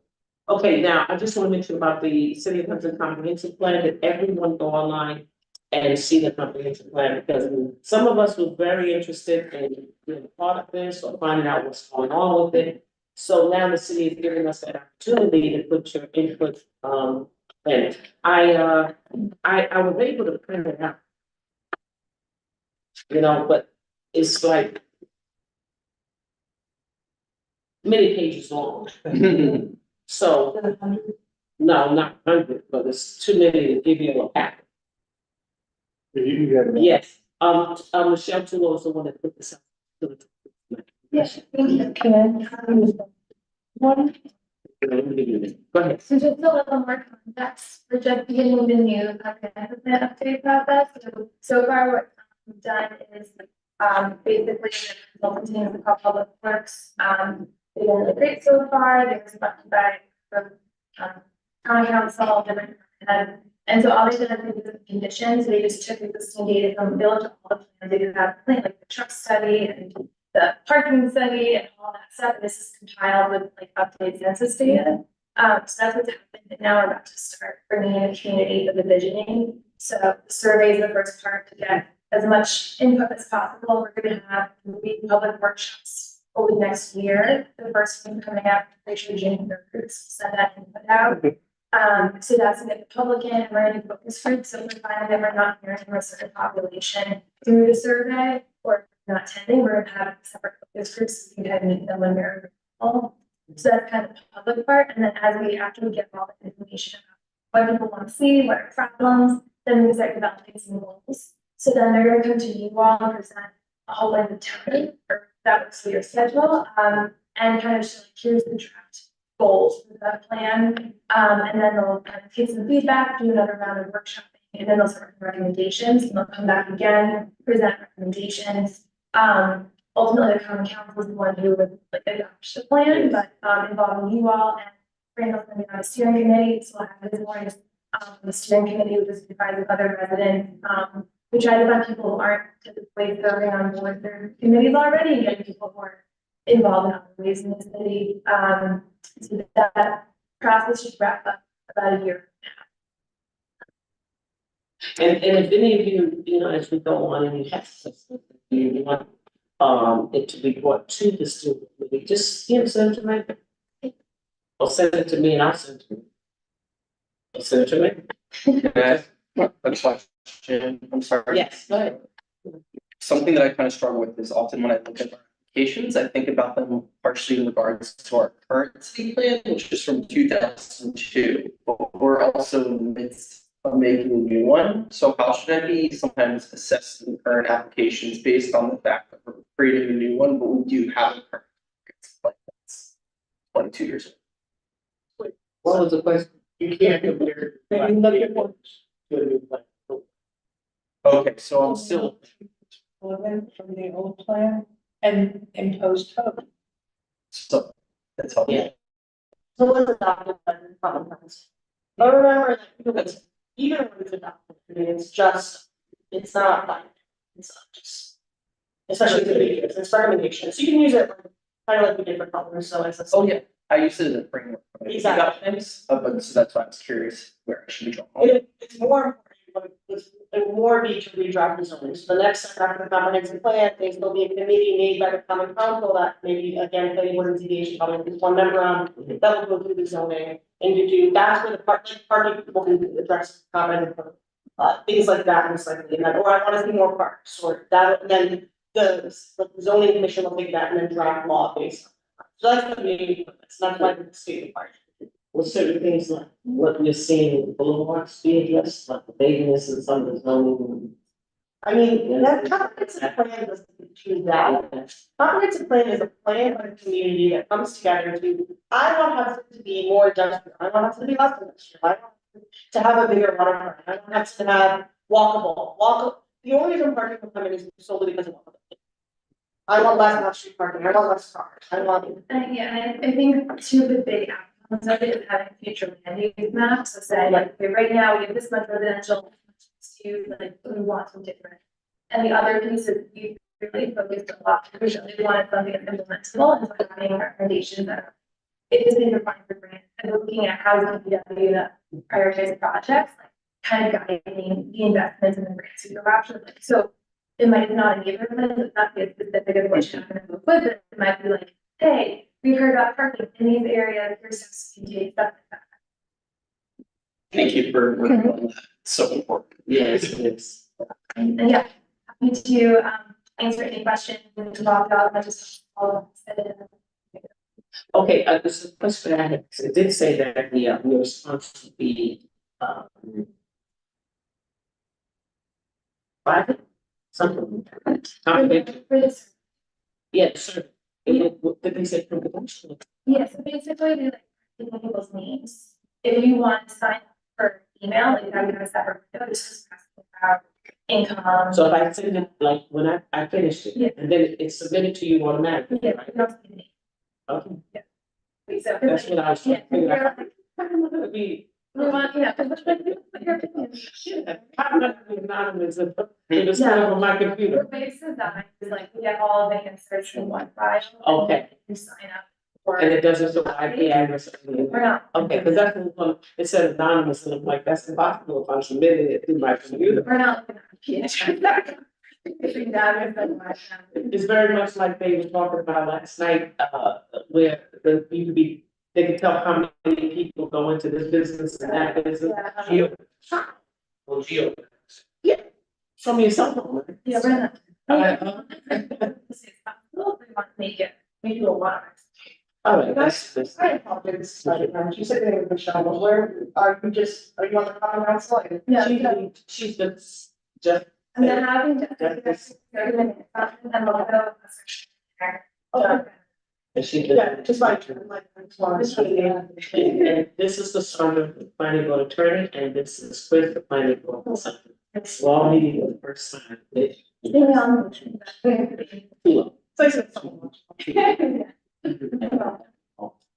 Anything else I can answer? Thank you. Thank you all, thank you. So I just want to stress on what it is that we do. I think it's today. Good. And I'll tell you something else. When I first started it, I got distracted. And somehow or another, when I went back to it, and I was finished, and I know I wasn't finished. So I wrote an email to Michelle, and I told her, I said, this thing cut me off instead of finished. So she reset it, and I was able to go back. So it does have a timer, it's it times you out. I don't know, it just said I was finished.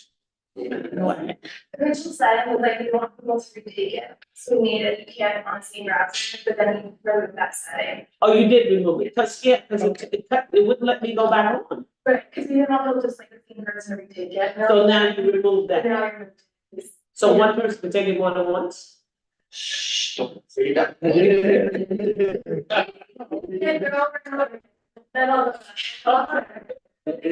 It's anonymous.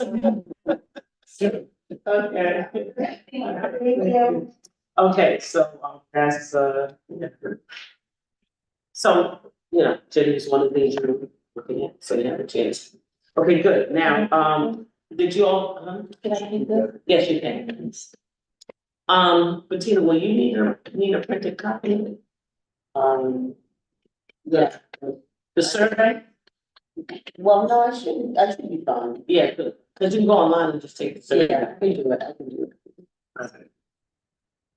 Susan, not in, yeah, the rest of them. Okay, so can we approve the, everybody got a copy of the minutes, did you get it? I didn't get a chance to look at them. I didn't have to. Neither. I did scan it and there are some spelling things and I'm also a little bit worried about some of the language. 'Cause we- Okay, so we won't approve until you take a look at it. Cause I didn't get a chance, and so I'm like, oh, it's a lot, so right. So, Ben has been designated to try to look over our minutes to make sure that what we're putting out there is kind of correct in a sense, it has to be. So if, he's got issues, I didn't even get a chance to, I opened it, but I was like, okay, can't do that today. So, we won't approve the minutes until next. Okay. All right, okay, procedure, planning board procedure proposals for 2024. We're still working on that, it's not committee. The attorneys meetings. What we're trying to do is just, along with, the technology, the checklist. What is checklist? Right, maybe the draft with comment from me and Randall and Chris. Yeah, everybody got a checklist, but they. I actually gave it to Mill Street, they're gonna fill it out, so it's gonna be a communicate. Yeah, that's good, that's good. You wanna go over it, just tell them. I think they're pretty over Yeah, it. good. Do you know me, do I assume? I can't get on my VPN, so I can't access it Anymore. Here it is. Why don't you just give it away, yeah? No, well. Can you jump through it? I remember the question here. And right, I don't remember myself because I was gonna put it on my computer. So essentially, what I did is, I'll hit this back on a second.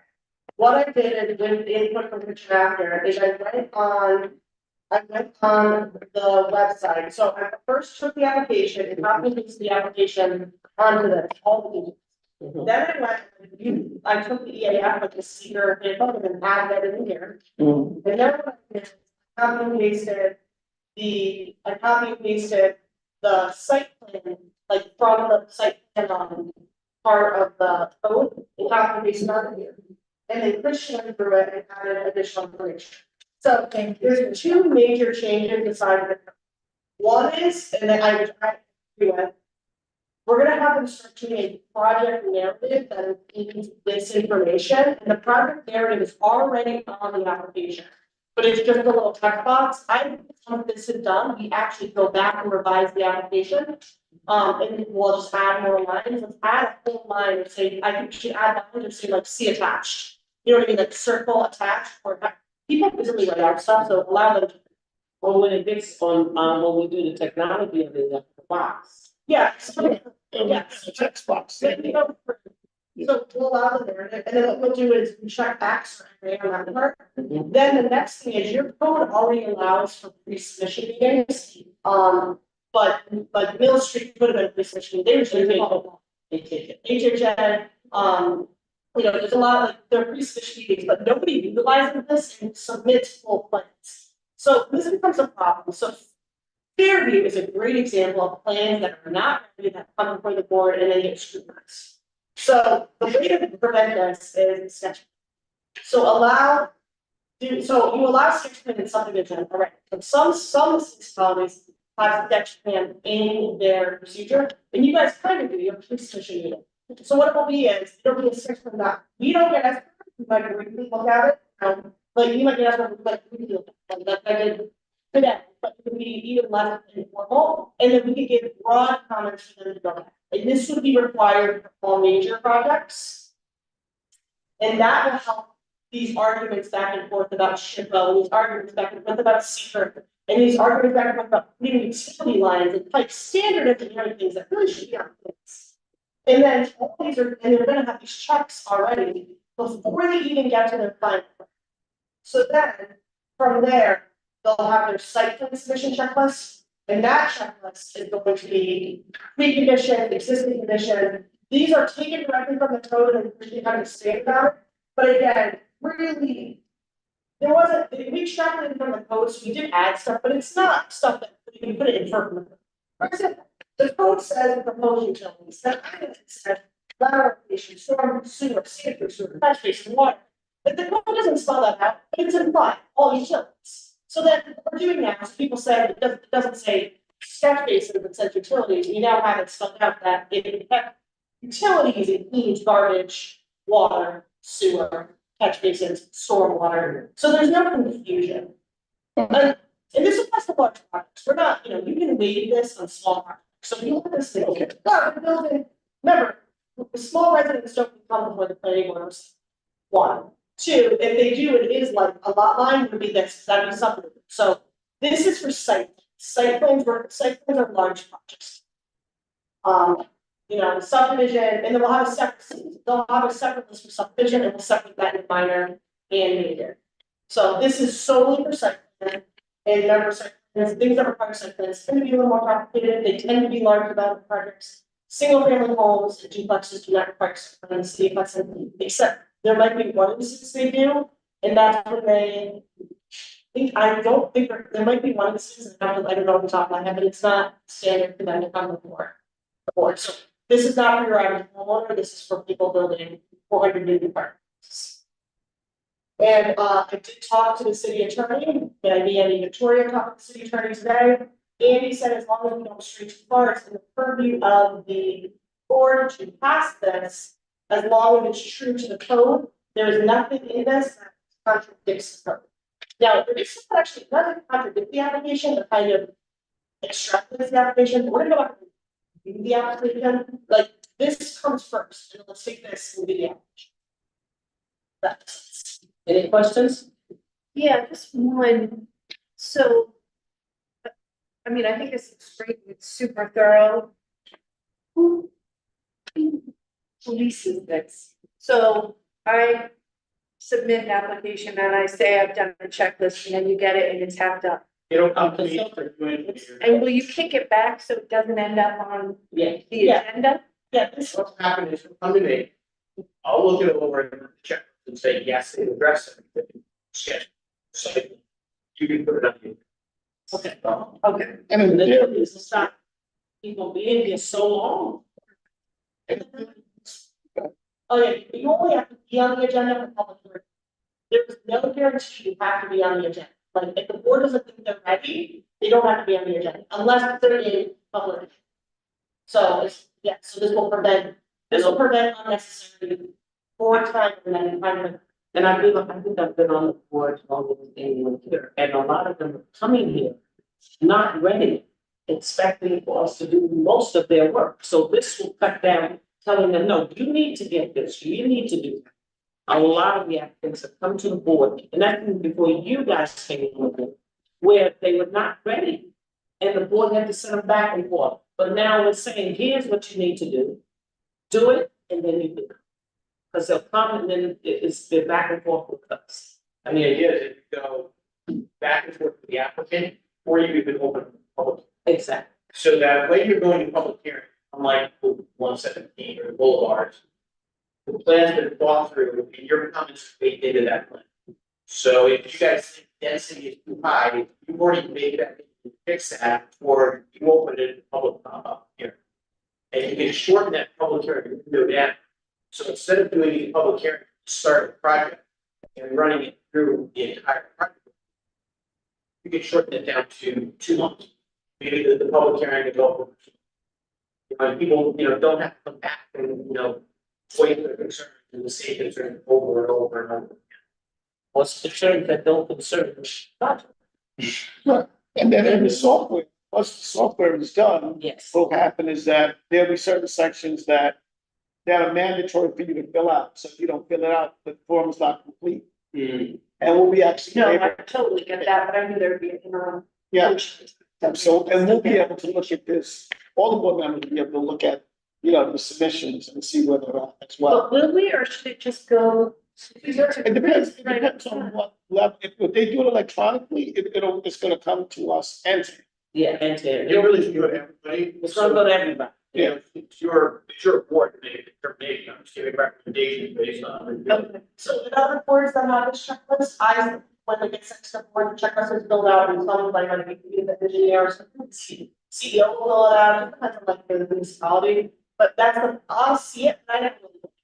Right, I usually skim by it and be like, oh, they make any comment, there was a comment section that has a comment section about it, and the CEO and engineer will put, didn't review this, didn't add this, and that's really what I look for, kind of thing, so broad, like, it really included, but really only he, like, he will be answering, if that makes sense.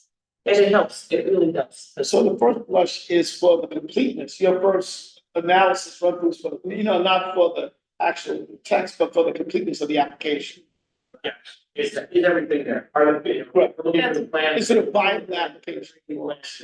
Profile, given this area required. Gotcha. Is there a check impact statement required? Gotcha. And then I've been doing is, so I've been doing the memos for new projects. So like today was that, so then that aspect, I took over that. So for him, you'll get the engineer comments, for me, you'll get the comments, that's usually done via memo, and then I'm gonna do it in every single. So can I get a motion to accept this document? Checklist, what we'll be using going forward as of today.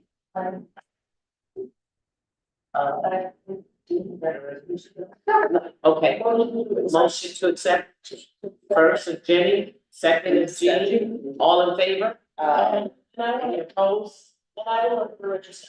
But I'll take one more, after they did the May, make sure everything's still correctly, because I did not. And then we'll post it, all of those. Then hopefully next meeting we'll have this. And then it's really gonna help because I've sat and watched this happen. Well, we're doing a lot of their work. And it's costing them, but. Well, and you're having discussions that aren't necessary. It's not open to discussion. There's no production of discussion. Yeah. Shit, A lot of time. Well, it's interesting, other applicants did comply and had it in a. I have never had anyone like that, like that is very easy. I mean, he thinks he's charming, but. But the thing is, remember, we have to understand, we didn't bring a lot. Not have an attorney and a consultant because we want. Okay? They do a good job at steering us. So one of the things we got a letter from, Mr. Hudson. Could you let us, is he saying now that everything goes straight? I can't pull it up and I have to review it. Yes. Yeah. Go ahead, Susan, go ahead. Tell us, what's your- I may have heard that you're talking to Rob tomorrow. Right. So And- that will help close. Yeah, this is one who is the commissioner had a role of stating that. In other words, in general, the sewer stuff goes straight to the DPW. Yes, or then. Right, we refer. Now, my question is, we refer to DPW, but if something happens, do they come back to the plan and they gotta straighten out the DPW? Okay, so we'll find out. In other words, we're gonna get rid of these sewer conditions. Well, Right. it's in the works.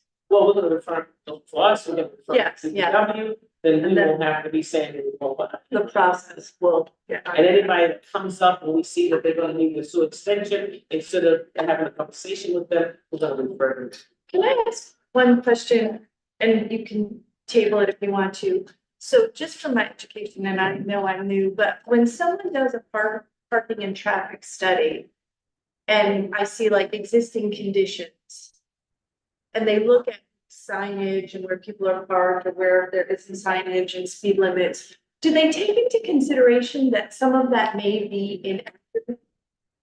So if a road is too narrow, but people are parking, and you know the road is too narrow, but do you know what I mean? Does that make sense? Like, They should, but that's just lack of thoroughness.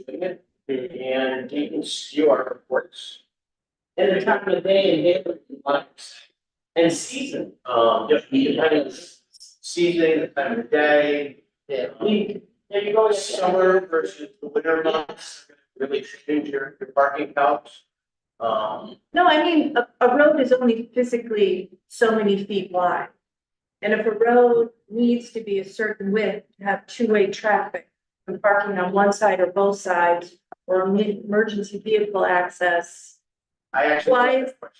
Yeah, We had a. That's why- Sold, not sold. Because the Parkwood and Oakwood are range between 20 and 25 feet wide. And typical travel lanes are 12 feet. For you, you gotta figure cars 89 feet wide, so if you have two cars, you're 17, 18 feet already, you just have two-way traffic. right. So now I have another car on top of it. You're up to, by the standard, probably up to a 34-foot wide road to allow two-way traffic and parking. Right, Union and then, Street is so like it's that. higher. A lot of streets are like that. So we're doing the parking study, so like, it's your question, you can't, it's not your purview to say what the fire code is, or what the police code is, or what the highway department said, that's not your power, that's a county power, but. You can ask for a traffic study addressing that, but first you can write about that. But you yourself, as anyone, do not have the purview, you don't do traffic, you don't, your purview is how projects affect traffic, not the traffic patterns of the city, that makes sense, that's a decision. So even though it might have fire, for example, that you're not a fire person, so it doesn't really matter from your point of view. But if it's in a traffic study, that's, but you as a board can't, in your determination said, well, it's not fire code, you don't enforce. Oh, but people are really department. No, I think you missed my point. No, I know, that's the conversation we had this morning. No, and I saw that conversation as well, but when an applicant hires an agency to do a traffic and parking study, they just assess it on how it's being used, not what's appropriate. Depends on the traffic. Yeah. In the scope. And we can question any study. So, So if you, like you just read theirs, and you said, well, wait a minute, I see a lot of things missing here, well, how did you, we can ask them, how did you come to this journey, how did you do that? We don't have to accept it, we just have to review it and comment on it. And if there's something that you think is missing, fine, just like 735, their parking study did not include any of the other projects. And we were very like, wait a minute, this parking study didn't include one project that has been already approved. So that's where we are with them. So what you're saying is, yeah, they can do whatever they want. And sometimes it's based on a lot of things. Gonna hope you guys, just like he says. So- right. What we want. Are you gonna, We're gonna Question? review their traffic study. as it is right now, It's different, what they updated. oh, when they update it? Yeah, doesn't make sense to. Okay, but the street width will be in question. Still selling parking. Yeah. It's absolutely. Yeah, I can get that in. You can, and remember, you can always ask, and yeah. And also, like, the duration of the time that they did the analysis. Always remember, so the traffic, the National Traffic Association says 4 to 6 is a normal time, and then that's perfect. But It's just then, just then, But it's, I made up a time. no, but then, like, within that 4 to 6, like 20 minutes. Yeah, what I'm saying is. Yeah, well, look at that, there's study times correlated to the model. The standards. Yeah, there's standards, there's national standards. What's the? But the standards may not say you have to measure the width of the road. Yeah, the city official said that there's two parking allowed on the street. Or kind of, and that's something we're seeking out. It's a two-way parking in the street, because none of us do that. It sounds like the police chief, which he has the authority to restrict parking. Yeah. Can I remind you of something? The boulevard situation reminds me of the 300 block of Union Street on a Sunday, when you have all the people parking there from the church. It's on both sides, and it's pretty much one lane. It's a very similar situation to the boulevards. And that's the street too. you know, it's just, you know, two sides of the street, parking and alley. Yeah, I just asked, just based, so I can know when I'm looking at a study, what I can question. Now, Right. With that, project is already on set, by state, right? What, it's gonna be like, they put it in the direct front. Oh, you know, part of that. They don't have parking They didn't have a parking lot there.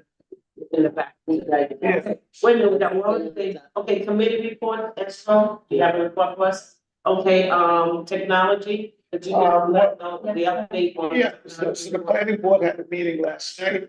Abe, one representative of the company presented, to common council and I guess it's in their hands now. Are they gonna do, I believe the way we left it off is they're gonna do a demo for Tom. Well, it was a lot of questions. One of the members of the common council did send us a lot of questions, which I sent to the, Right. to the, AV technologist. What we're trying to do is update the application so it can be online. And, it'll be a system for the applicant, us, and the public in general. So they did their presentation last night to common council at their informal meeting. And at the meeting, one of the members taught something that Randall's been saying, you're new, we're your first customer, how is that gonna work? But there's something that, he said, he told me that you've been using it already, because one of the questions that a common council member asked was, can we? Yes, for the demo, I was able to make changes. And Okay, do so that's different something things you're gonna have to with the respond. So it is user friendly, without even having a specific class. I was able to change different categories and, you know, move things around. So it's pretty easy from their standpoint. But I thought we left it that they were gonna do the same thing with Tom, like let him into the back end so that they could see since. Yeah, that might have been it, but the next day, we got a letter from one of the other members. Okay. And, then I sent it to you to join that committee. You know. So it's in the process. I mean, I've learned so much this listening to these new people, but that's. Okay, so we got 4 hours training, we're gonna do in June. Okay, now that's not gonna be in a meeting, so could we get a date now in June that people are available for that? I would like morning, I do a lot of meetings and. Anybody's available in the mornings. Morning, I just do before 4 or 3. If it's after the 26th or the 27th, I'm available in the morning after.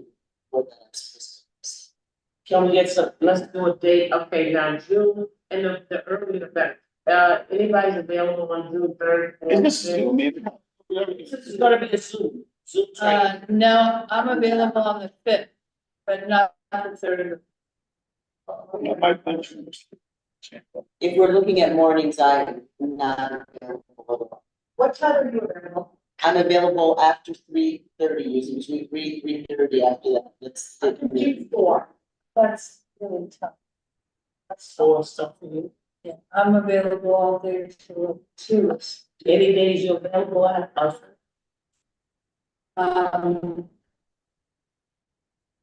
How early in the month?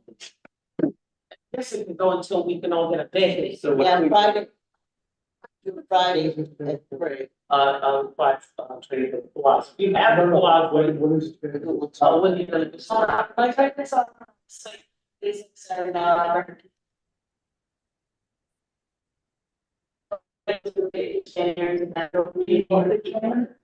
Yes. Could we do open your schools over?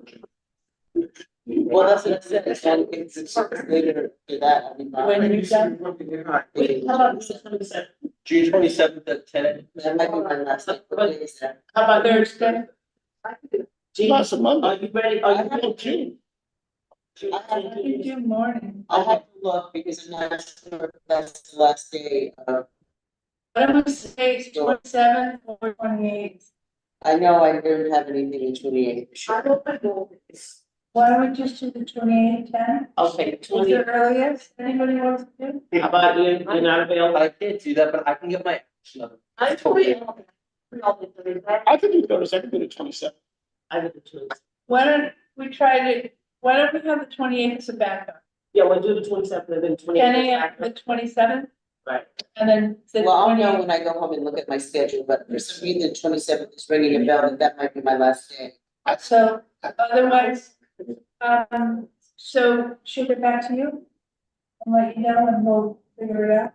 So it's the 27th, we're gonna do a tentative of the 27th at 10, or the 28th. Why don't we just at the next meeting, all confirm that? Sound good? No. No. Yeah, okay. But so, but no, the next, it's in June. Yes, but in June, and even with the treating, so let's reconsider the 27th or 28th, I'll keep both open. I don't have meetings daily in the morning, I mean, I have a lot of meetings, so I'm pretty Well, we already know, okay, the 20, is everybody available on 27th? The only person that, Bettina doesn't know. I wonder, is this applicable, is this? What I will do is when I go home tonight, I will look and I will email you, Ms. Joyner, to let you know. What would you say? I would say, is this training good on Zoom or is it better something in person? Doesn't matter, I should be able to, it should be a car, probably come down, soon to me, you know. I know it's more convenient, but I'm saying, it may not lend itself to like, the one that we did in Catskill was good. I think we got a lot, I would like to do something like that. Me too. Yeah, well, that was another company, they gave that training, so I didn't see it online, I searched one time and I stopped searching. So you guys can just search for your training, just go to the Department of, yeah. Can you do it as a meeting? Can you do this? No, they can't do that, that came from a whole different department. She's doing. Well, why can't they do I'm doing a favor, yeah, but true. So either. Be like, seven. It's gonna be Zoom training, okay, it's gonna be, right now, we're gonna, we're gonna do 27 at 10. 27 at 10, again at 10, okay? And if we need to change it, it'll be the 28th at 10, but right now, it's gonna be the 27th at 10 o'clock Zoom. And what's the duration? 1 hour. I said, 1 hour. It's 1 hour. Oh, okay, I thought it was 4. So it's a 1 hour training. And I think I sent everybody. I sent you a link for training, everybody. Please look at your email. Yes, you did, yeah. I sent the links out to training, I sent, every time I go to links, I send the links out, just, I know you're both busy, but if you look at it, you'll see, I sent out a link not too long ago, training. Can you update me and let me know what I need? You only have 4 hours and you only have, what's an hour? 2 different. I'll let, Linda, are you on? Okay, I'll get back to you. Okay, can I get a motion to adjourn? So you can keep the video. I make the motion. And I said,